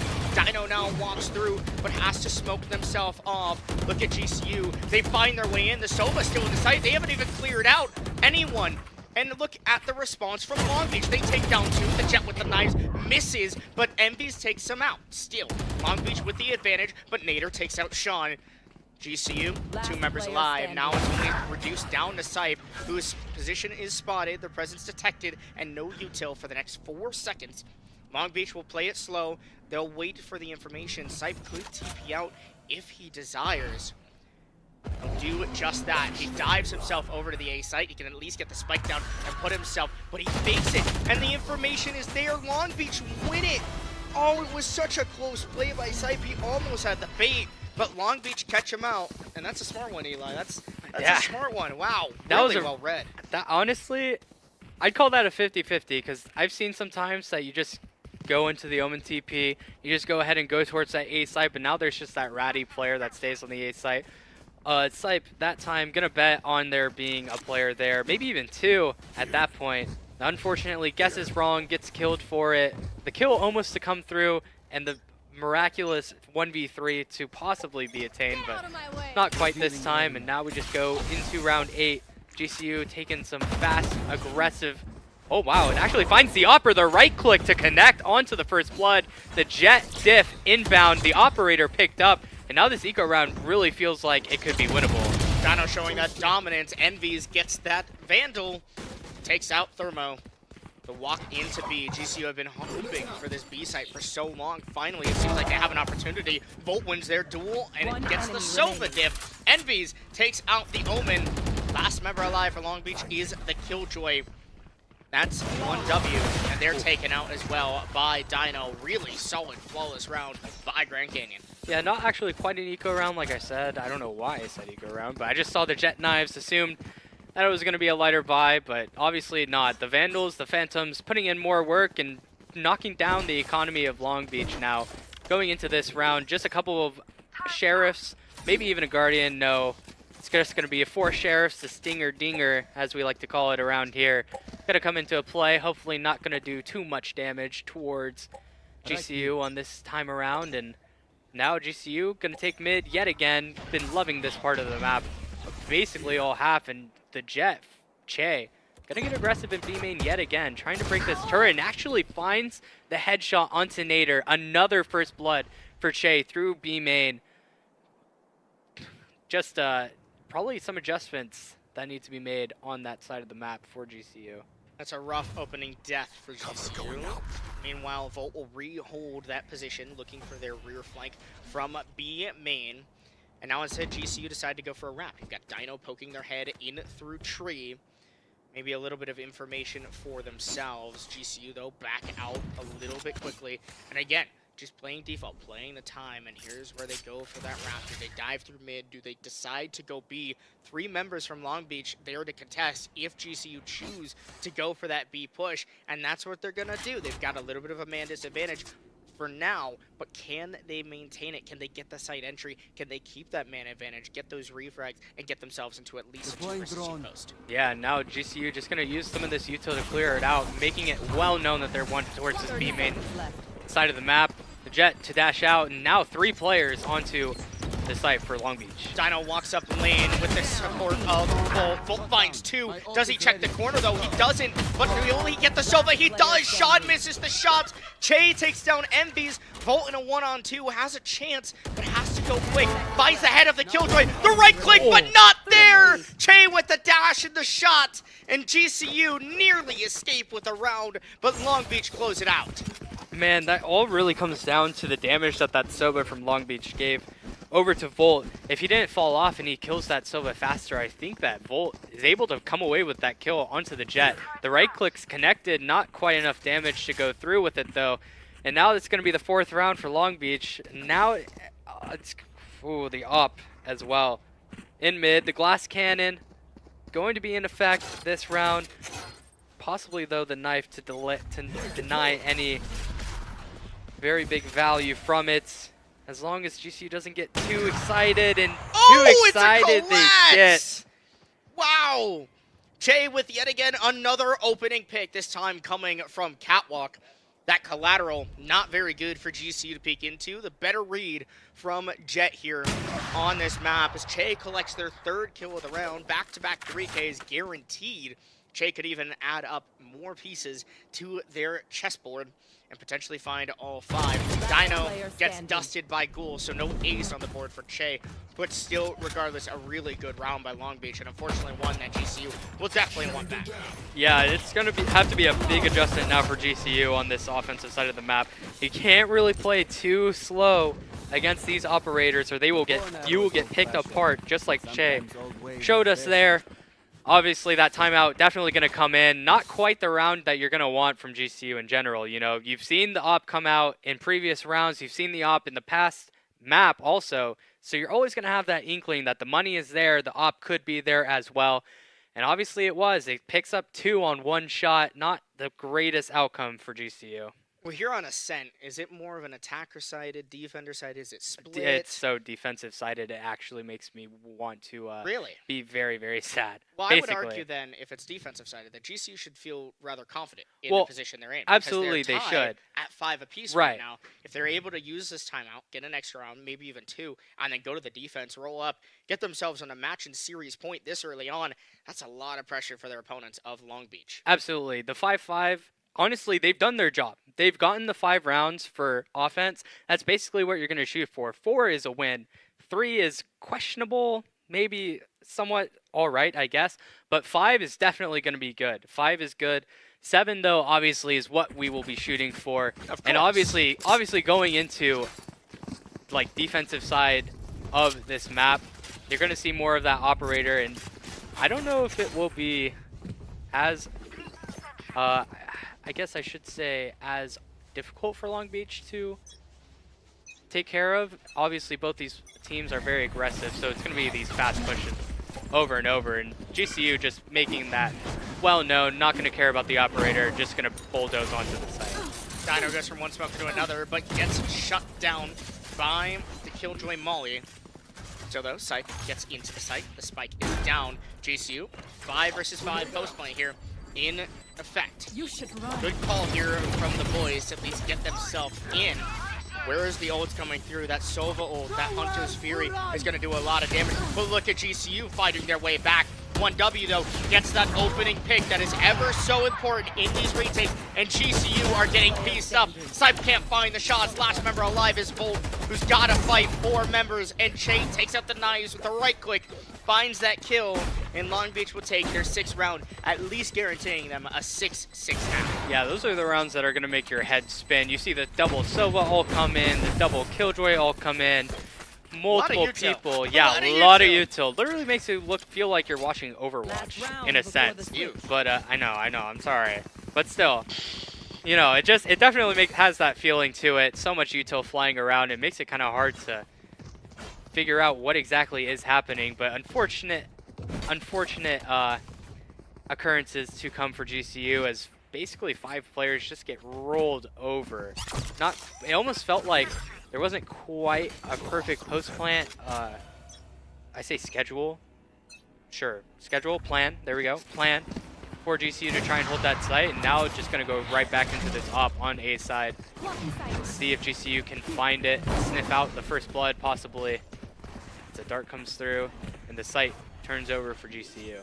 They have the op out of the hand of Che, but they get it out. They finds the wallbang, perfect positioning, takes down Sype. Spike does not go down. Volt tries to walk his way through, finds Sean inside of the smoke. Spike goes down from Envy as GCU with an awkward spot to post plan in, however, because that can be long arm behind Jen. That means you can't play deep A main. Instead, you're going to have to rely on your control of Heaven. A good team flash there. Dino able to peek, notices that there's no one Heaven. The Killjoy just walks straight through the molly and finds 3! 4 make it for the Killjoy of 1W, and Long Beach won the half at 7-5. Oh, and that is such a blunder from GCU, putting too much stock in that molly, and 1W just does not care in the slightest, runs right through, picks up 3 crazy kills.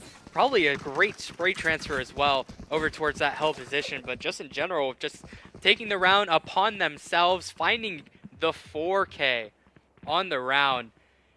And it looks so good for GCU as well. Obviously, the op shot through the smoke to start off the post plant, not going to be quite the best look, but obviously Nader going to lurk up, find that kill onto Che, and then also kept finding that, or Sova, the Volt, finding the kill up in Heaven through the smoke.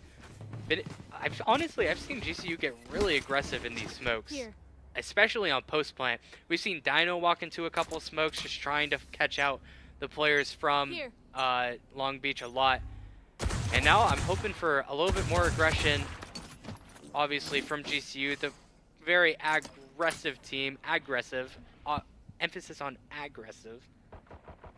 As 4 players towards the tiles side of the map for Long Beach, gonna work their way up mid, just the Jet to work alone though. It's 4 players for Long Beach now making their way towards B main.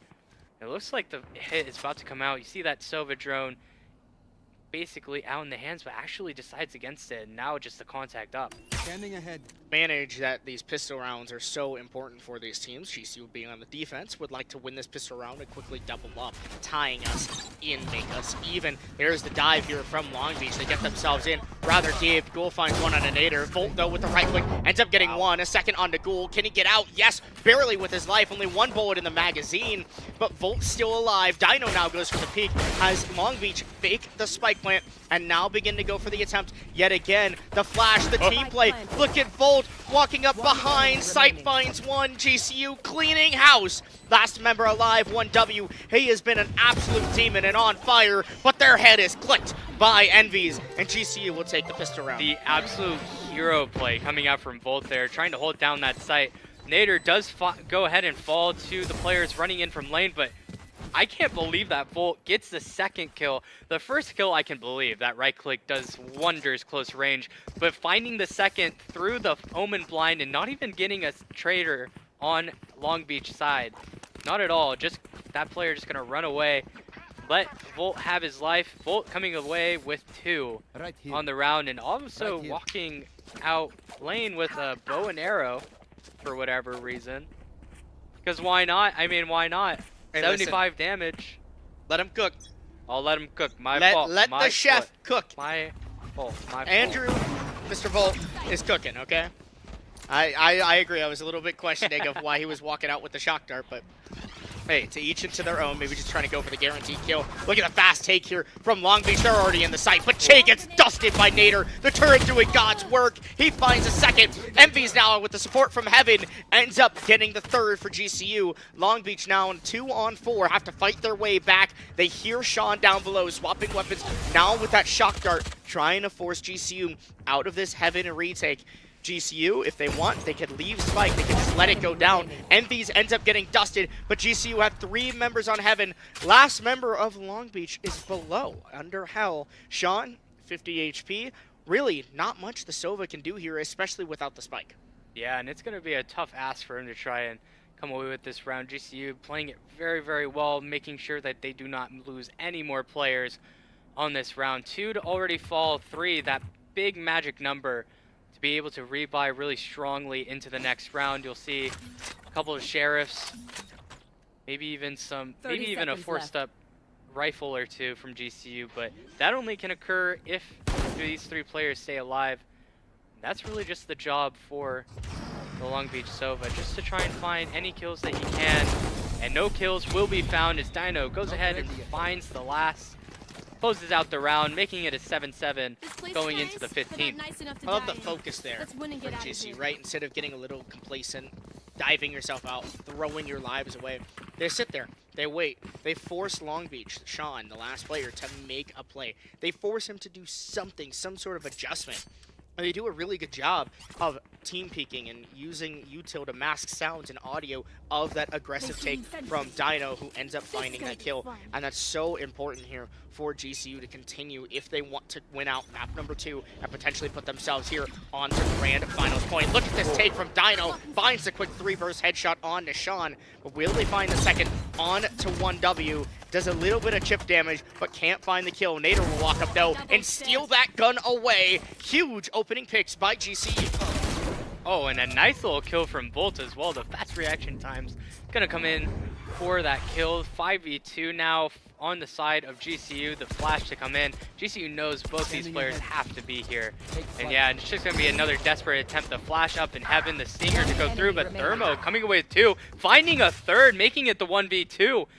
Maybe getting a little scary now for GCU. A little damage, and actually the collateral! Thermo comes away with the round in shocking fashion. Thermo with a 1 versus 2 ace clutch. A 2 versus 5 for Long Beach. And Thermo just playing aim labs that round all over the heads of GCU. That should have been a Grand Canyon round, 100%. And we got to argue that Long Beach, they have a lot of close games. They have a lot of 13-11s, a lot of game maps that they win based off of those tricky little plays. And that's one right there that GCU might be biting back if it does bite them later in the map. Absolutely. The only thing that you can really be, I guess, hoping for if you're GCU is took out a lot of players. You're going to be on light shield at least. The team blind not going to go quite on the right side of how you want things to go on this round. Hopefully no more of that, but as it stands, all good. No damage taken, no harm, no foul. The last flash to be used by Envies. And this is pretty aggressive from Long Beach as well. They're just going to be walking up, but Nader is going to go ahead and shut down 1W. On that first blood, GCU finding a lot of these mirror matchups and taking the better of them overall. Yeah, GCU's been really good in those opening kills, and that's been something that's helped them be a little bit more successful on this map, not allowing Long Beach to string so many rounds together like they did on Sunset. Now, Long Beach, with that opening death, slow themselves down. They default a little bit. They try to get GCU getting too aggressive, making an aggressive play. You can see the KO jump peeking mid from GCU. That's going to be Envy looking for a little bit of information, trying to find something to do. Che utilizing the smoke. And look at Long Beach. They just dive straight through. But Volt cleans up. They all try to walk through tree. And Dino cleans house Sipe as well. Call GCU the Gardeners because they're chopping them down. Long Beach go away. And we're tied at 8 apiece. Very well played from GCU there. Just a big fight up in Garden. Absolutely, definitely the Gardeners, as you would say. Love that little casting. A little bit. Yeah, it was a little funny. A little cheesy. You Yeah, gotta throw a little bit of cheesiness into it to really Of course. make it sparky, right? Because it's Valorant. No, Sparky's in Clash Royale, not Valorant. Sparky's But anyways, we're just gonna move on from that. This guy, I can't believe him. Anyways, nice team fight from GCU, and as I'm saying that, a very fast and aggressive take onto A site. So Sipe gonna have something to say about it as he comes away with the first and the second, maybe even the third, but not the third. Volt still gets a trade out, even if it's not direct. It still puts GCU in the advantage. They see the Omen TP away. They even have information now. Volt with a shock dart, but it's Dino to find the kill. Last member alive, 1W. He's pieced up GCU many times before. There's the Sheriff. It takes out Dino, but Envies gets that kill, and GCU will take their lead for the first time since the early half of this match. Yeah, absolutely. Now GCU gonna try and ride that momentum, though. The timeout kind of to try and stifle that momentum that they just regained after that tragic 1v2, I suppose it was. It was 2v5, turned 1v2. Felt like a 1v5 the way that Thermo was shooting in that round. But just overall, I mean, GCU looks like they're going to be pretty dominant on this defensive side. You could argue that GCU should be up 10-7 right now after 100%. that one kind of troll, maybe slightly troll round. But hey, we do a little bit of trolling. Sometimes we have a wee bit of you trolling. play a lot of rounds in Valorant, right? Up That's to true. 24 in a map, I think, right? Is that the map? 26 in a map. Well, so 26, 13, 11, no, 25. 24 25. if it's in regulation. Yeah, that's true. I guess it is 24. We here at GCU are experts at math. We can math. But yeah, we can math. we're really good at math. Can't Yeah. you tell? Yeah. But anyway, regardless, you play a lot of rounds. Sometimes those mistakes will slip through. As long as you try to keep down on those, you'll end up being okay in the end. Obviously, the team with less mistakes typically ends up winning the match, especially in collegiate play. You see a lot of mistakes. You see a lot of novice moves from some teams, especially at lower levels. Of course, we're in grand finals. This is peak collegiate right here. This is upper echelon, one could call it. And GCU really putting on a very solid masterclass so far. Long Beach will take that timeout. And Eli, enlighten me and the viewers. You get one timeout per side, right? Yes, per half. One timeout per half per map. Or I guess per map. Yeah. So essentially two timeouts per map, one per half. Yeah. If you don't use it, then you just lose it. So it's always nice to see teams making sure that they're taking advantage of it. Long Beach doing an excellent job. You could argue maybe it's a little bit early, but they understand that they're in a deficit now, and with this being a defender-sided map, they have to find a way to fight back. And Long Beach will do just that. They dive their way under the B site. Volt taking a little bit of team damage on his own. Envies, though, gets one. Volt spots, gets the second one coming up lane. Look at the turnaround from Andrew! Wow, what a kill and play-by-play by the Sova. Spots the last member out, and he'll play time, he'll play safe, going for the wallbang. Can't quite find the kill, but look at Ghoul on just such low HP. One or two bullets from the Vandal could do it. And there's the 4K from Volt. He's feeling himself. What a round by the captain from GCU. Honestly, if I'm Long Beach right now, I am saying no more B site. I don't want to go towards this man any longer. You saw it on the pistol round, comes away with 2 crazy kills, and just repeats that magic yet again on this site. Not quite alone, but kind of felt alone as he comes away with the 3 to start off the hit. And just getting the trades, finding the kills in magnificent ways. The turnaround on that KO just Oh, man. Just so well played from Volt there on that B site. At GCU, 4 members on the B site now, looking for that hit potentially. They quickly rotate 2 members over to market. It's a bit of a split take from Long Beach. They've got a little bit of pressure focused over towards the A side, a little bit of pressure in mid, but nothing really that they're looking for to get aggressive, be that fast, shifty team, like we've been seeing both teams throughout the map. And Che will pull out the knives. Look at 1W. They take out Sype with the Marshall. That's no good for GCU because that's going to be a gun that Long Beach are going to fight for. Absolutely. Actually, Long Beach not quite electing to try and go up towards this gun. Maybe going to try and let the GCU players go up back towards middle, try and reinforce it, but actually Envies and Nader are going to find some aggression here on Tree. Oh, Dino had such a good opportunity for the flank, but quickly dashes out at the last second. Envies gets that kill onto the Killjoy, and now we're evened out. Long Beach in the disadvantage when it comes to HP, and definitely the util positioning that GCU have, which is much better. Sean goes down, that low HP player no longer alive. Thermo, though, with the Sheriff, finds the head of Dino. 3-on-3, and now that plant goes down. Look at the retake, though. Nader with the Molly to go deep, and the KJ ult to force Long Beach out. GCU will fight their way on in. It's all about the post play, but Volt finds Ghoul.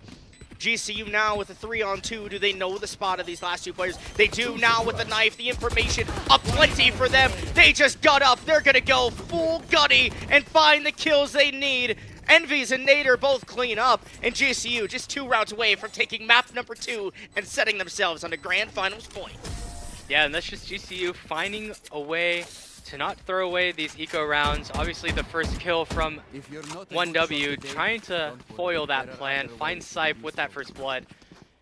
And honestly, just this tree position of the map that GCU has been fighting for so well, it seems like. Every time that Long Beach has attempted to go up through it, you find some retaliation from Envies. You see it from Nader, maybe even Sype if he is there in that position as well. A great crossfire overall to keep back those players and just force the A main aggressors to attempt to find magic as they just tunnel in from one side as the blind first blood comes in from Dino.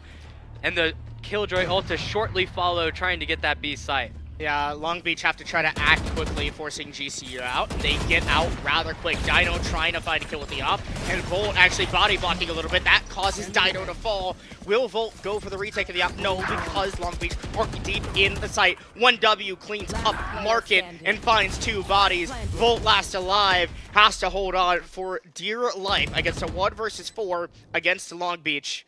He's got a chance here.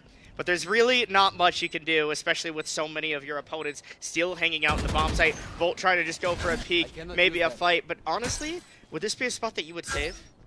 The eco looks too good. If anything, you're definitely going to try and find a couple of frags here. Long Beach economy definitely not in the shape that they want it. If he can find 1 or maybe even 2 players here on this aggressive push, then Volt might be able to do something, but not any kills found from Volt.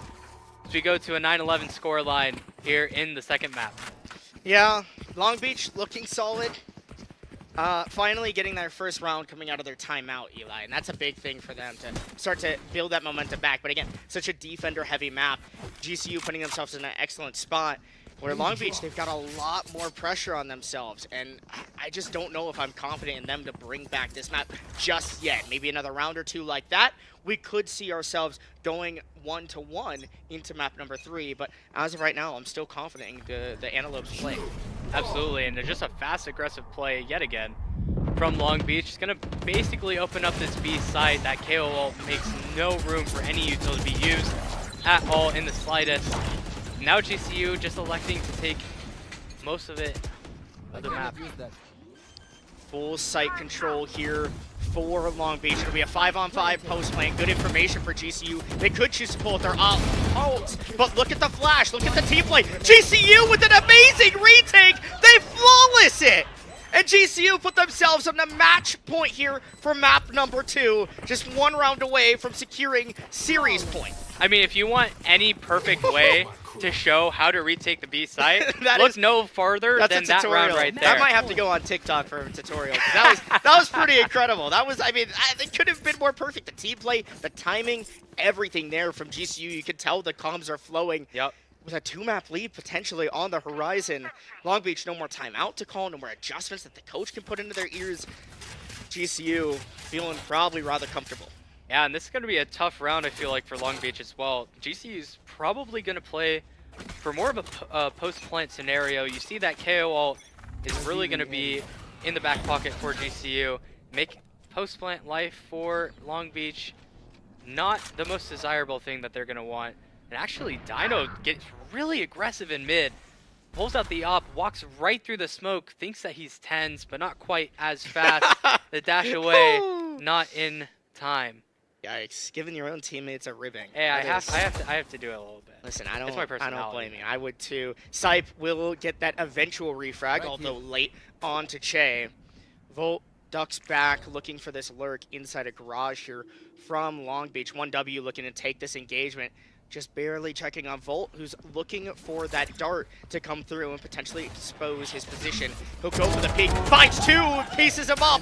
Look at Volt, continuing to hold this site. Another headshot. Call him a man, because he's a bad. Wow, Volt finds 4 huge kills. 13-9 for GCU for the second time in a row. And they're now on grand finals point. Going into map number 3, their pick yet again. Man, I don't know what Long Beach is thinking. You've seen this guy time and time and time again. He finds 1, he finds 2, will find that 3rd as well. Obviously, in that sense, he finds 4, as he did in the rounds before. But I just can't believe that they just think that they can take this site from him. He's been absolutely locked down. It's like the second or third time that we've seen Volt have a huge play on that B site. Absolutely. And then again, I had mentioned earlier from from Long Beach, was it too early to call that timeout? It may have been because they just could not make that adjustment, couldn't make that adaptation. Something had to change for Long Beach. And unfortunately, there was just nothing from then. Map number 3, Split, next. That's GCU's pick. Now, what do you expect from the Antelopes on this map? Oh, man, this is going to just... I mean, it's got to be the same as Sunset, really. They play the same way. Very aggressive. If you're defensive, maybe not as aggressive through the mains as you would see on Sunset, but definitely a lot of fast plays through A main, especially through B main, I would say. Especially as GCU we've seen in the past run that double duelist. You see the Raze, you see the Jet. They're just going to get in there, try and get it really aggressive, find those first bloods, and basically we'll see who can shoot straighter overall in the map. When we come back from the break, go ahead and grab your Volt Energy from Rockstar. Make sure you get yourself highly volted up. I don't know. I was trying to make another play on words. It didn't really work out the way I wanted. But anyway, we'll go. We'll see you all in just a few minutes.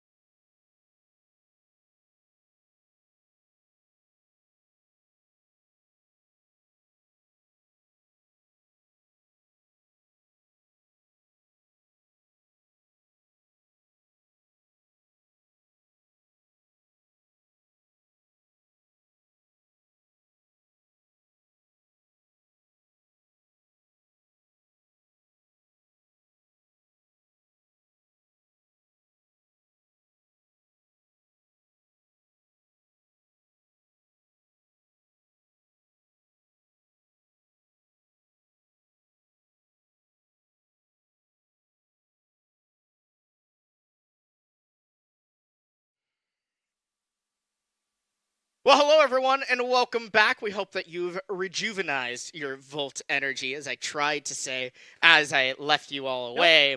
We're back here with map number 3 of NECC Grand Finals in the Champions Division, all going on to Split.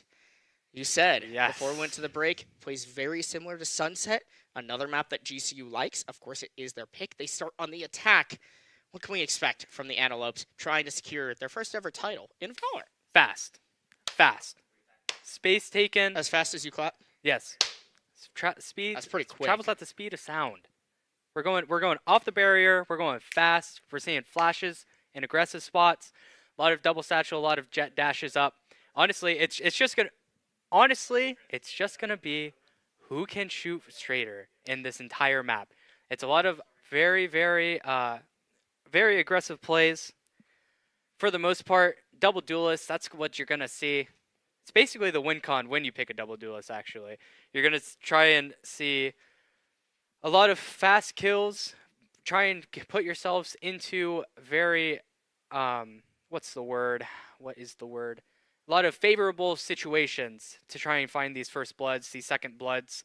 Not get traded out, have your buddy with you, holding hands with each other. And overall, just rolling. And I like the Astra pick. Talk to me more about the Astra pick from Sype. What does that entail here on a map like Split? Because you don't see Astra as much as you used to, right? She used to be a really strong agent way back when she was released. But obviously a couple of nerfs go through, and maybe just not quite that agent that she used to be in her old form. But still, why is she good here? Why do you see GCU picking here? Of course, you're on the team, so maybe you have a little bit more insight. Honestly, it's gonna entail back to that aggressive nature.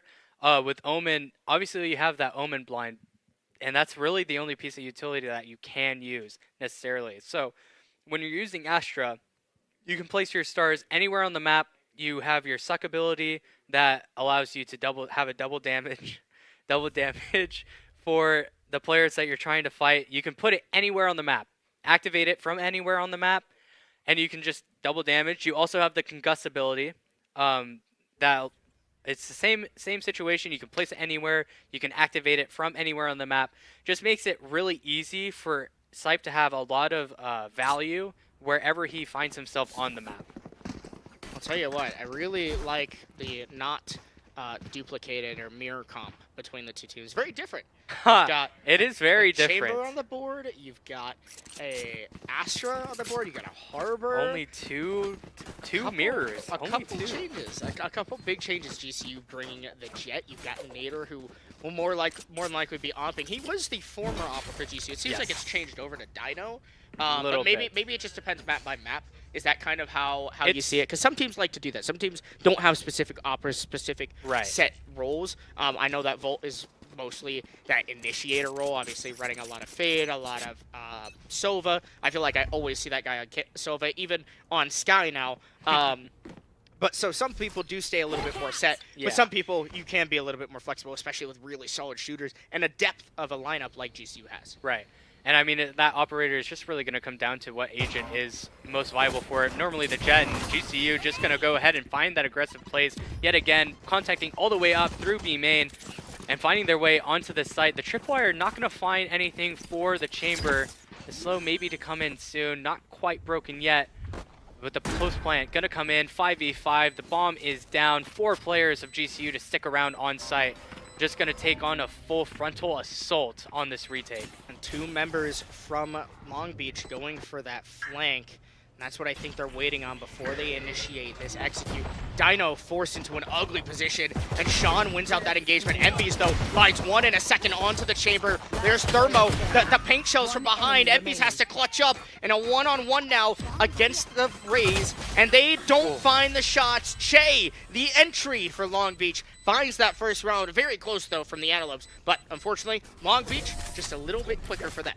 I think we're going to have to keep an eye on that flank a lot of the time throughout this map. Obviously, one of the downfalls from this double controller, double initiator with that Sky as that 5th option is you're not going to have any tripwires. You know, you've seen the Cypher and the Chamber play from before, you have at least a little bit of flank control, but this will not be the case at all. They have no players with flank watch utility at all, so it's going to come down to GCU being very aware that Long Beach can be quite literally anywhere on the map that they have not been watching. Means potentially dedicating a whole body to flank watch. Right. I kind of saw GCU do that, but when you get two-man flanked, can't really do much because you're flashed and then you're peeked, and you're kind of just a dead man at that point unless you hit the most blessed shot of your life, which sometimes, of course, does happen, but is not very common in the case. Now, last time we saw GCU lose the opening pistol round, they came right back. They won that anti-eco, and that was so big for them because it just led them into a stray of attacking wins, which helped them a ton, especially on such a defensive-sided map. Now we go here onto Split. Is that the same case? Is it defensive-sided or more attacker-sided? How do you see it? Because you said it plays like Sunset, so you would say attacker, but... Yeah, I'd say attacker, but... I mean, Split has been notorious for being defensive-sided just throughout the course of the map. And, oh, wow, Sipe comes away with the first blood. And that's a Bulldog on the side of GCU now, but actually the double nade kill from Che. Che. Yeah, Che. Gonna find the kills. Gets that second nade up, uses it right away. Now GCU gonna be trying to find anything at all. Volt actually not using the Bulldog. Maybe not quite aware that he has it. No Bulldog shots found at all. The Deagle does not find any more. Ghoul gonna go ahead and find the final for the round as Long Beach takes the anti-eco. A little bit of an ugly round there from GCU. Of course, they don't have the guns. You don't expect them to be winning in that round, but you'd like to see another gun or two taking out of the hands of Long Beach, and especially real unfortunate that that double nade happened to take GCU out. But still, for GCU, now they have an opportunity on the bye round, right? They're able to have a little bit better guns. You expect them to be able to win this one. But if Long Beach take it, that's a really solid defensive start on Split, which of course is GCU's map pick. And they're on Grand Finals points, so Long Beach got to come out the gates hot. Absolutely, and there's that fast, aggressive plays that I've been talking about throughout the pregame. The fast dash, the flash up onto a ramp, and now the site take does come through. GCU taking quite a bit of space up through ramp, making it really hard for Long Beach to try and fight up through heaven and kill these players as they run into site. Really nicely played overall by GCU, and now the push into CT.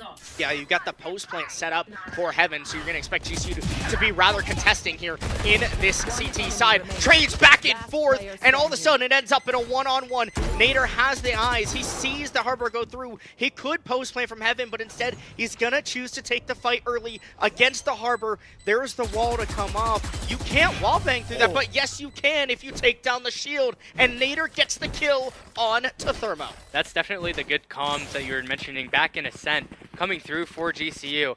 So that knowing that that player is 1 HP on the bomb, knowing that you can just spray through the Harbor Cove as it's called in game, and just finding the kill, being confident that at least one singular bullet will find the body of the Harbor, just makes you all the more confident to take that spray down and eventually find the round win, but an ugly one at that. That's 4 players down from GCU. The rebuy not quite as strong. We see the Spectres, the Bulldogs, and now an operator for 1W that we saw in Sunset is going to come into play as well. Early aggressive play yet again by GCU. Can they get in? Ghoul finds the opener, but Envy's and Nader fight back. Che, though, still at the site, doing their dirty work as Volt is fragged out, but Envy's gets the refrag. There's the Viper ult to pop out. GCU still want to secure this round, but 1W gets there just before the smoke covers, and now Sipe in a 1-on-2. We've seen it before from GCU. He definitely has that potential. He has the opportunity to work a flank or will just initiate the spike. It goes down. Here's where he gets the Astra ult with the plant, and he goes for it. And this is a huge game-breaking play because now he can freely rotate around, going for the swing. There's one in the second. What a shot by Sipe! The transfer spray is so good! And GCU even is up at 2 apiece. Wow, what a play by the Astra! Yeah, and that's going to be a Sipe differential for sure. We love seeing him in that clutch, and now he just showcases it yet again. The 1v2 to come through, and oh my goodness, a perfectly used Astra ult to just not let your opponents know at all where you're going to come in from. You could go through elbow. You could even peek out from that other right side of that big gap But overall, just finds the 2 kills on a beautiful spray transfer. Now a brawl about to ensue in A main after that round. Here's where it gets ugly. It gets dirty. 1W finds 2 with the pocket pistol from Chamber. Long Beach getting away with a couple of very swift kills on the GCU, something that GCU probably didn't quite want, considering this is an eco round. And now 1W has that op. He's pulled it out, and he's looking to go for those kills. Takes one member, Volt goes down, but he's swiftly dispatched if it doesn't matter, because yet again, Sipe in a 1-on-4 this time around. He's got to deal with 2 more extra bodies, but still, can he find the win? Thermo with the Sheriff gets dusted, but Che finds it, and it's a thrifty round for Long Beach as they reclaim their lead. Yeah, it's not going to be quite the same magic that Sipe can pull out this round. But man, that is just such a tough run out for GCU. On that A side of the map, through A main, 1W finding some great deagle shots yet again. He was doing that a lot on Sunset, and now here on Split, using that Chamber pocket pistol, as you call it, to perfection, finding the headshots, basically a long-range Guardian, the way that he's been using it right now. Well, Long Beach are fighting with their backs against the wall. Of course, they're down 2 maps now. GCU securing grand finals point as they just dive into the side. I'll hold on my storytelling because Nader's got knives out and is looking to get aggressive and into the face of Long Beach. The dog to come down ramp. Now GCU should have a read that some sort of effort of the ramp take comes through. 2 members will stack up inside a CT as GCU try to hold on to this 5-on-5 post plant. Yeah, and GCU is really wanting to take this aggressively through screens, going right into an op. Nader, though, going to find a kill. Sean gets one back. Dino waiting for this push, but he gets dusted by Thermo. That's a huge pick. Envy's, though, still remains. Has to fight 2 members and gets dusted. Sipe with the Sheriff has to try to clutch up 2 members to find if he wants to do it yet again. Just misses the head.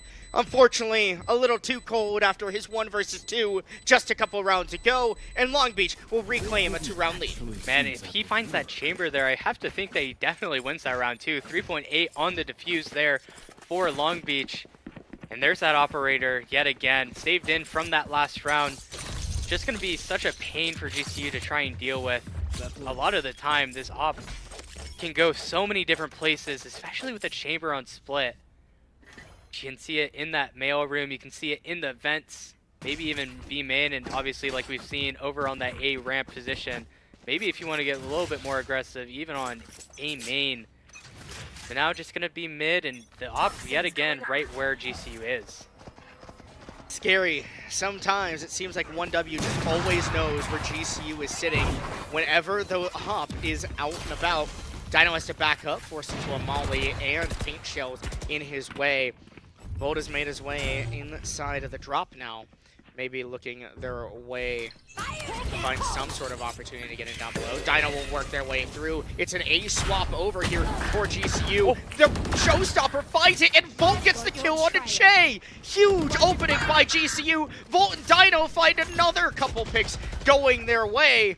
Long Beach, 2 members left alive. Nader knows that there's at least 1 coming from CT, but it's actually both rotating through the spawn. GCU with such a good crossfire. They close it out, and they close that gap by 1. Man, and that's a really nicely played round for GCU. Just forcing their way in through vent. They've had a lot of resistance there, especially that we saw in the second round when that nade got the double kill. But now GCU on the right side of it, that out of nowhere, I thought it was definitely going to be a Rosa. It actually finds the kill in CT. I don't know if that player was a little bit damaged or what exactly happened, but just finding the kill and overall securing the round as he comes away with another. Volt finds the kill onto the ramp, and that's just the round over at that point. Yeah, I think the Showstopper pick was so big for GCU. I don't know how they were able to get away with it, but hey. If you're the Antelopes, you can't really complain with much. Sipe looking to go for that main take, but 1W better in that engagement against Nader, who tried to take that main point of entry. The paint shells go into the smoke, forcing that player back. Dino now looking to take the space. There's the flash, and Dino trying to take up. tries to go for the wallbang, but actually gets blasted through the smoke by 1W. Post-plant position here for GCU, but it's a 5-on-3 in which you would argue that Long Beach definitely have the advantage. 2 members also going through CT on this flank. Do GCU have an opportunity? Here's the ult from Harbor to come from Long Beach. Sipe, though, finds one onto Che. Look at Sipe. He's defended that flank beautifully. Volt also finds the chamber that gets dusted by Ghoul. 2-on-2. Time ticking down. There's the wallbang to come through. Can Sipe stop this counter defuse? Envies gets one. Ghoul just has to live and try to get this counter defuse, but GCU are wasting the time, and they win a 3-on-5 post. And that's just beautifully played. That's the big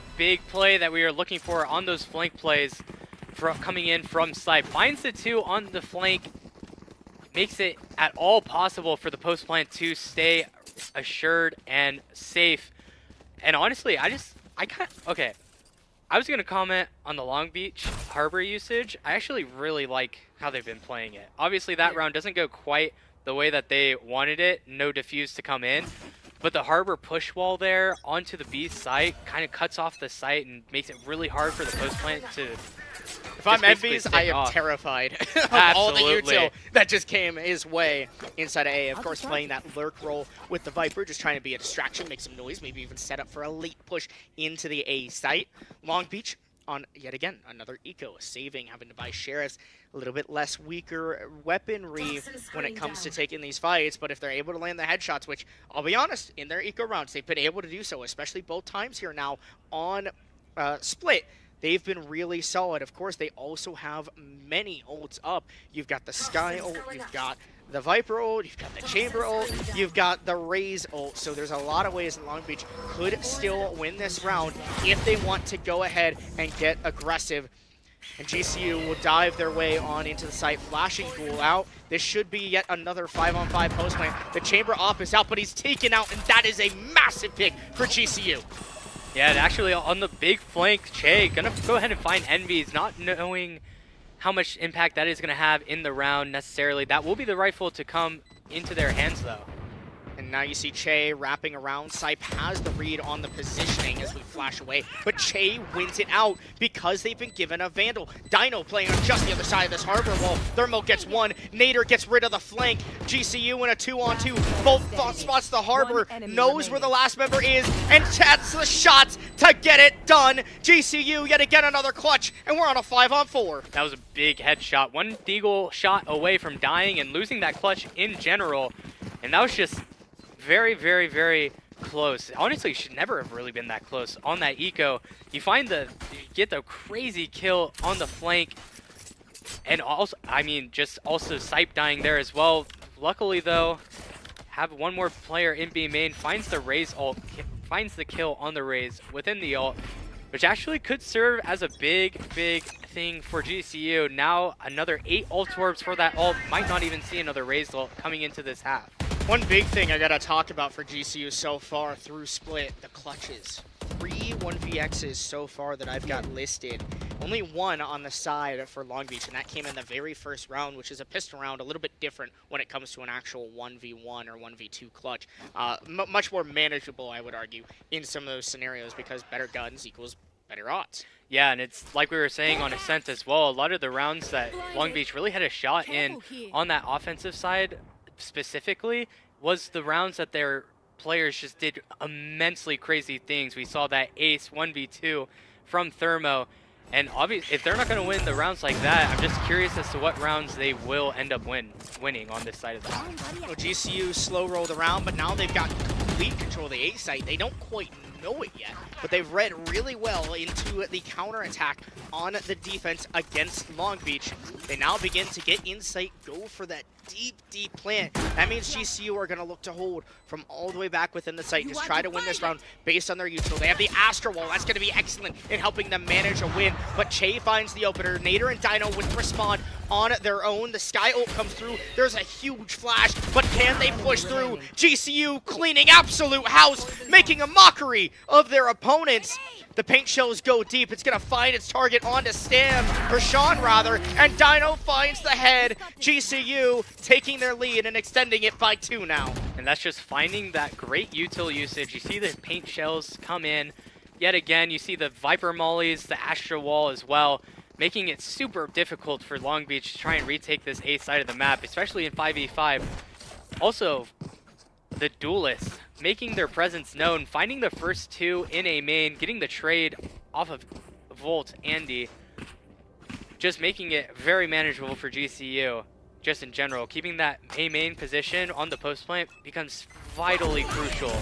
Kind of shocked to not see a timeout call here from Long Beach. Dino tries to pull out the showstopper. It doesn't find his mark though. Nader gets deep into the site, forcing their way through. GCU have that site control, paint shells to go off, force any of those defenders back. The bot to obviously go in and drone out CT. GCU now can go for the post plant. Sype has to win this duel against Che, but doesn't do so. However, you've got Nader, but they're not able to win out the fight either.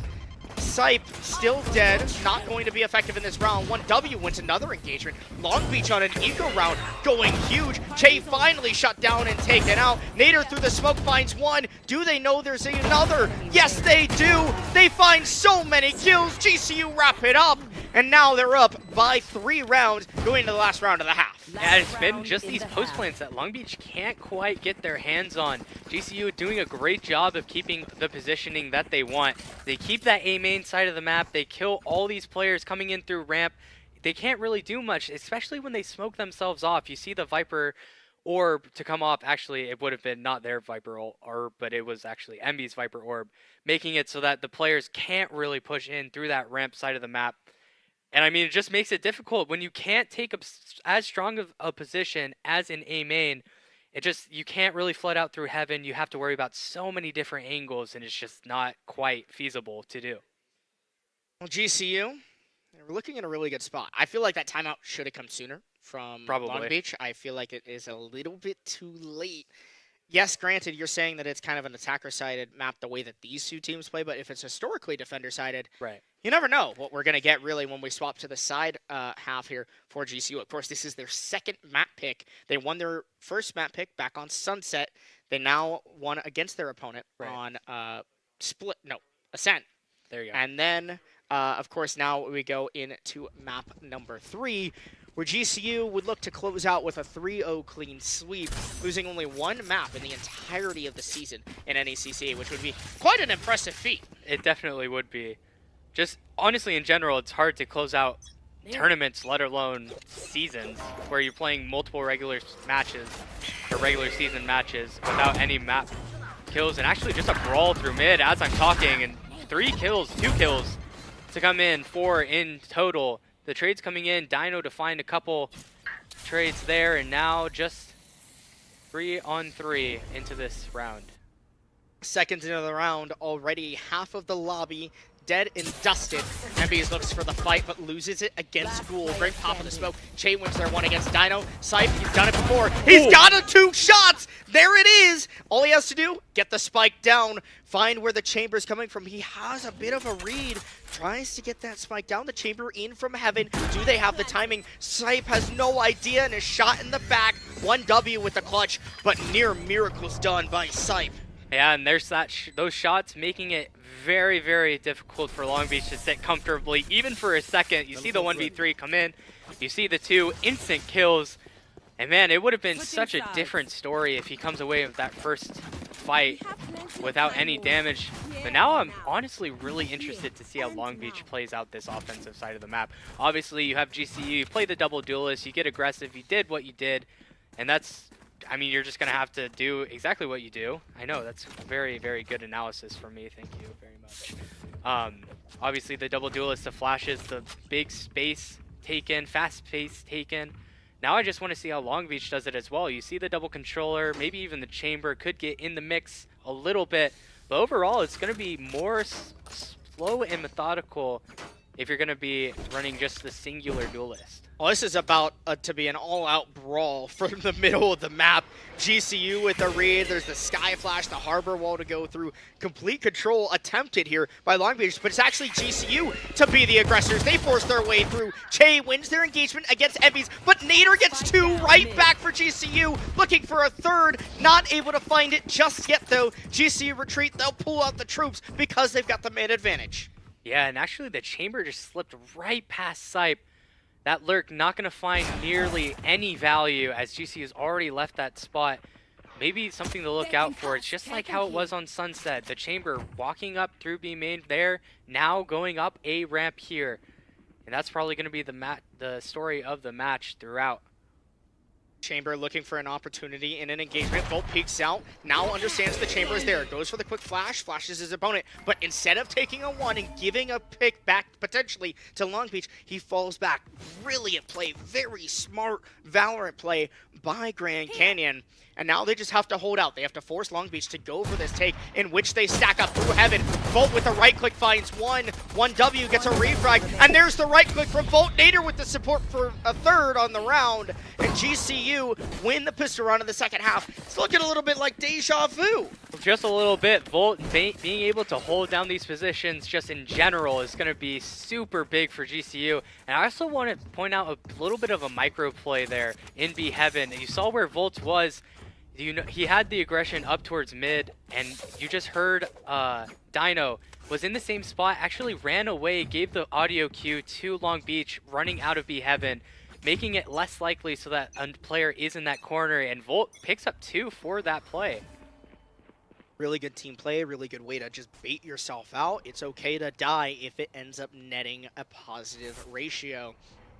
GCU so far, I would argue that their math and their equations have been pretty good in this map and throughout the series thus far, leading 8-5 on match and series grand finals points. Could be their first title ever for the Valorant program. Would be so big for this team. I know that they worked so hard, and obviously they want this chance, but look at this push by Long Beach. They brute force their way through heaven, but Nader still gets the opener. Dino completely on red. Envies gets the pick. Dinos whips around. Look at GCU. They just explode and destroy Long Beach. Yeah, definitely a great way to start off. Not getting any big kills for Long Beach at all. Just the one to fall. But GCU gonna go ahead and have Spectres, the Phantom that they bought into that round as well. A lot of nice crossfires also on that A site. You saw Envy's gonna play on that little ratty flower pot spot. Just gonna pick up a couple kills. Dino on the way over to help with the crossfire, and just in general, a very, very well played anti-eco round for GCU.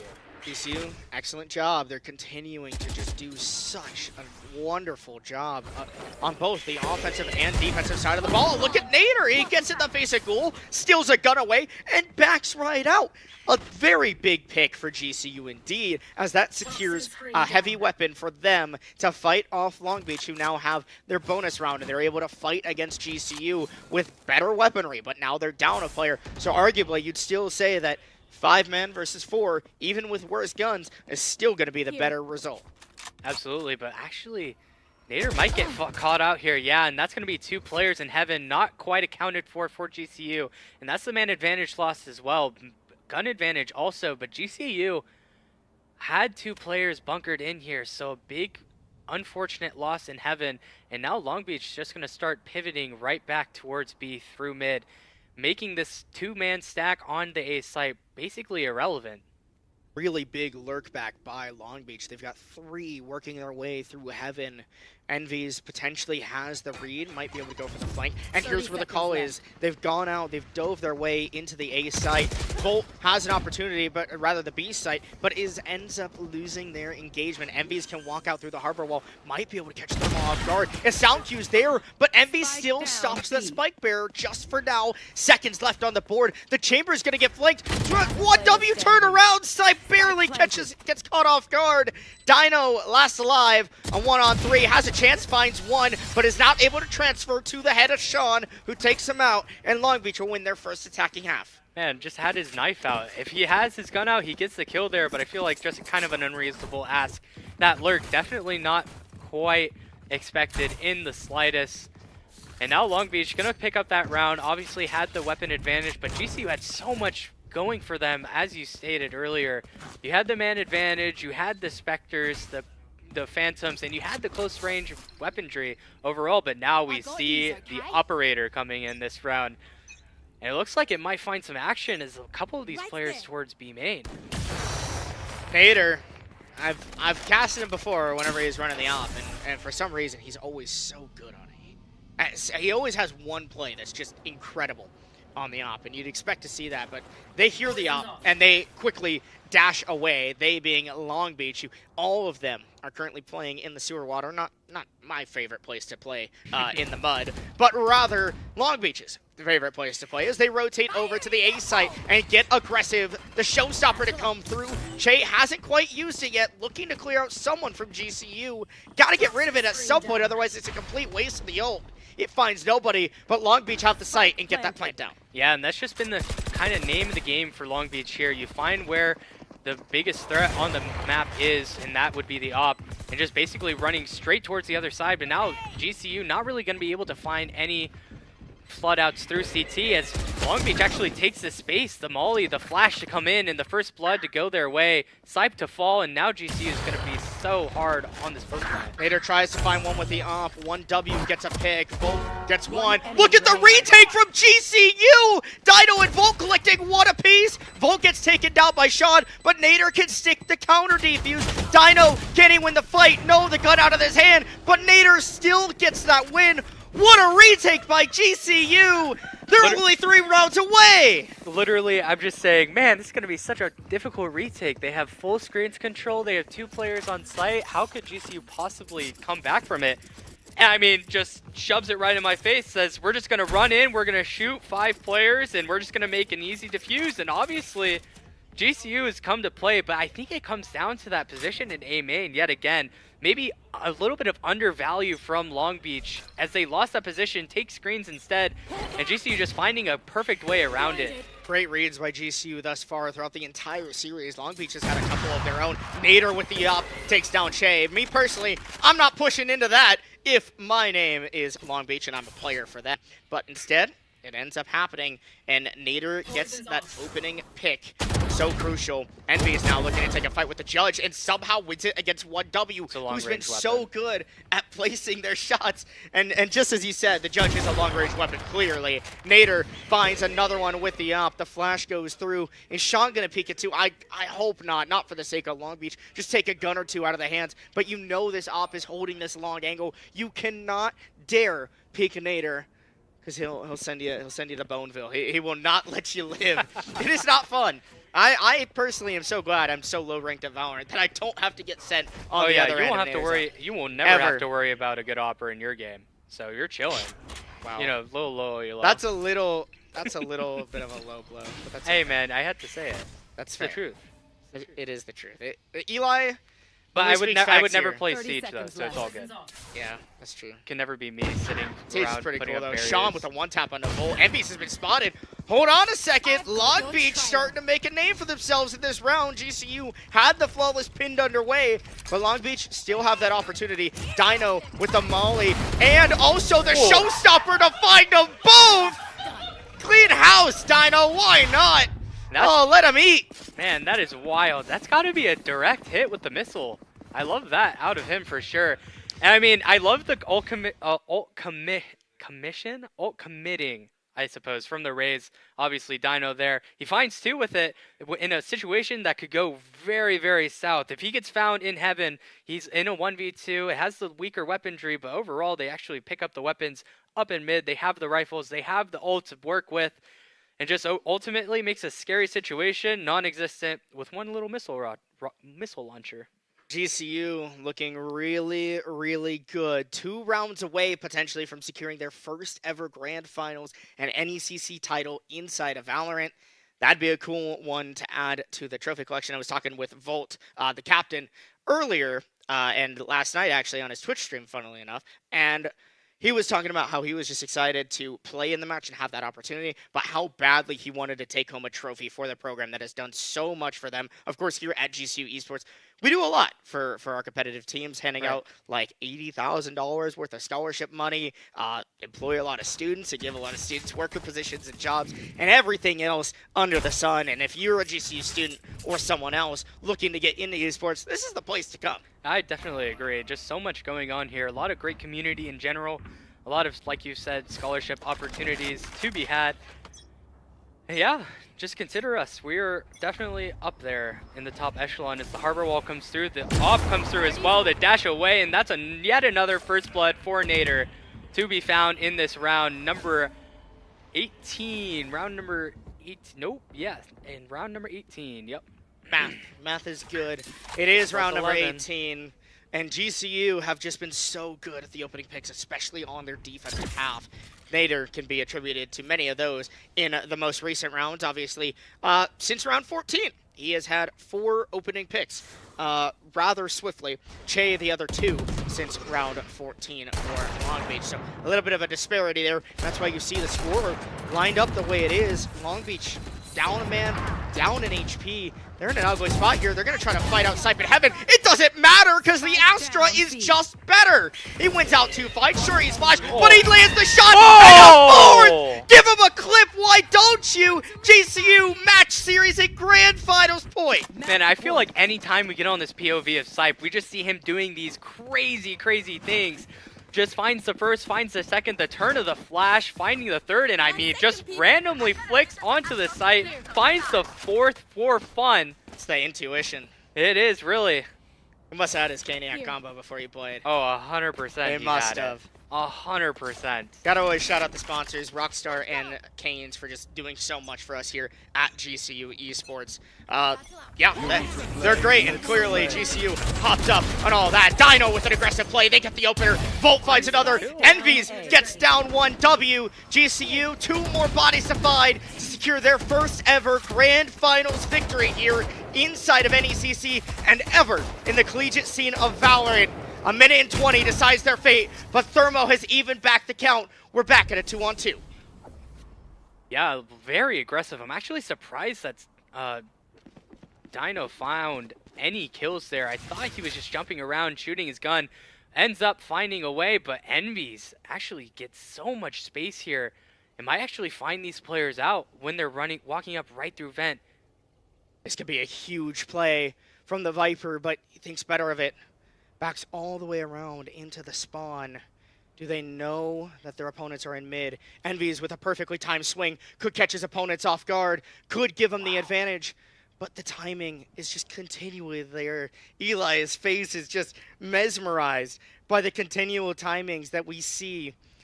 And both players will now drop down into vent. Left. 30 seconds, Long Beach trying to keep their hopes and dreams alive here in NECC.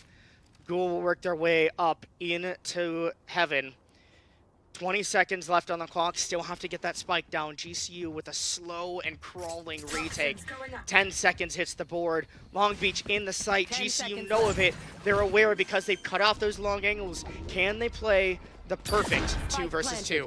Envies with the peek. Familiarly finds one. Sipe does it! And there it is! Grand Canyon University secure their first ever title here in collegiate Valorant. They do it in NECC, and they do it in none other than a 3-0 fashion in the best of 5. Absolutely dominating what it felt like. Definitely dominating in all 3 maps. You see the 13-6 here, and then you see the 13, I believe it was 9. 13-9 on both of the other 2 on the maps. other 2 maps, yeah. And just overall, the aggressive play seems to work out. GCU finding so much value in that double duelist on the back end of that map, as well as the first half of it. Just in general, shooting better and finding so many holes in the game plan of Long Beach in general. The Antelopes punch their ticket into Nationals. What a way to do it. Winter break coming up, of course. Excited for that. But what a way to go out and end your NECC season on top of the board. Completely undefeated, losing 1 map. Only 1 map in quarterfinals. And that was it. Not even in grand finals did they lose a map. A really incredible season put on by the Antelopes. You could tell they were excited for this game. They talked the talk, and they definitely walked the walk. Absolutely. And I mean, you know these guys have to be fired up. We've been chirping on it a little bit all stream. Just about how much they've wanted this win. They've wanted to bring it for this program, how much they want it for themselves in general as well. And finally, it's come. The NECC title does come our way in the first In First the time season. ever. Yeah, first time ever. First time ever. Well, thank you all for watching. Unfortunately, no interview. We had some technical issues that forced us to not really be in the same location as the GCU team here. But we're still rather excited. Thank you to all who showed up to the watch party on campus over at the Esports Arena. That was really exciting to see a lot of faces. Some people got some good grub, some good pizza, and got to eat up. And, of course, going home when GCU wins is always something better than ever. For me, this might be my final time on the esports broadcast. I graduate in just a couple weeks, so I'm sad to go. My time was short but sweet. But it was a lot of a really fun time, and I had an absolute blast getting to cast my last game, potentially, with you.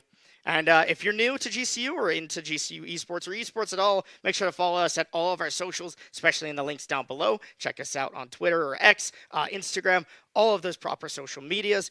We're an exciting organization continuing to grow. GCU esports is growing a ton, and we will see you all when we see you in the next one.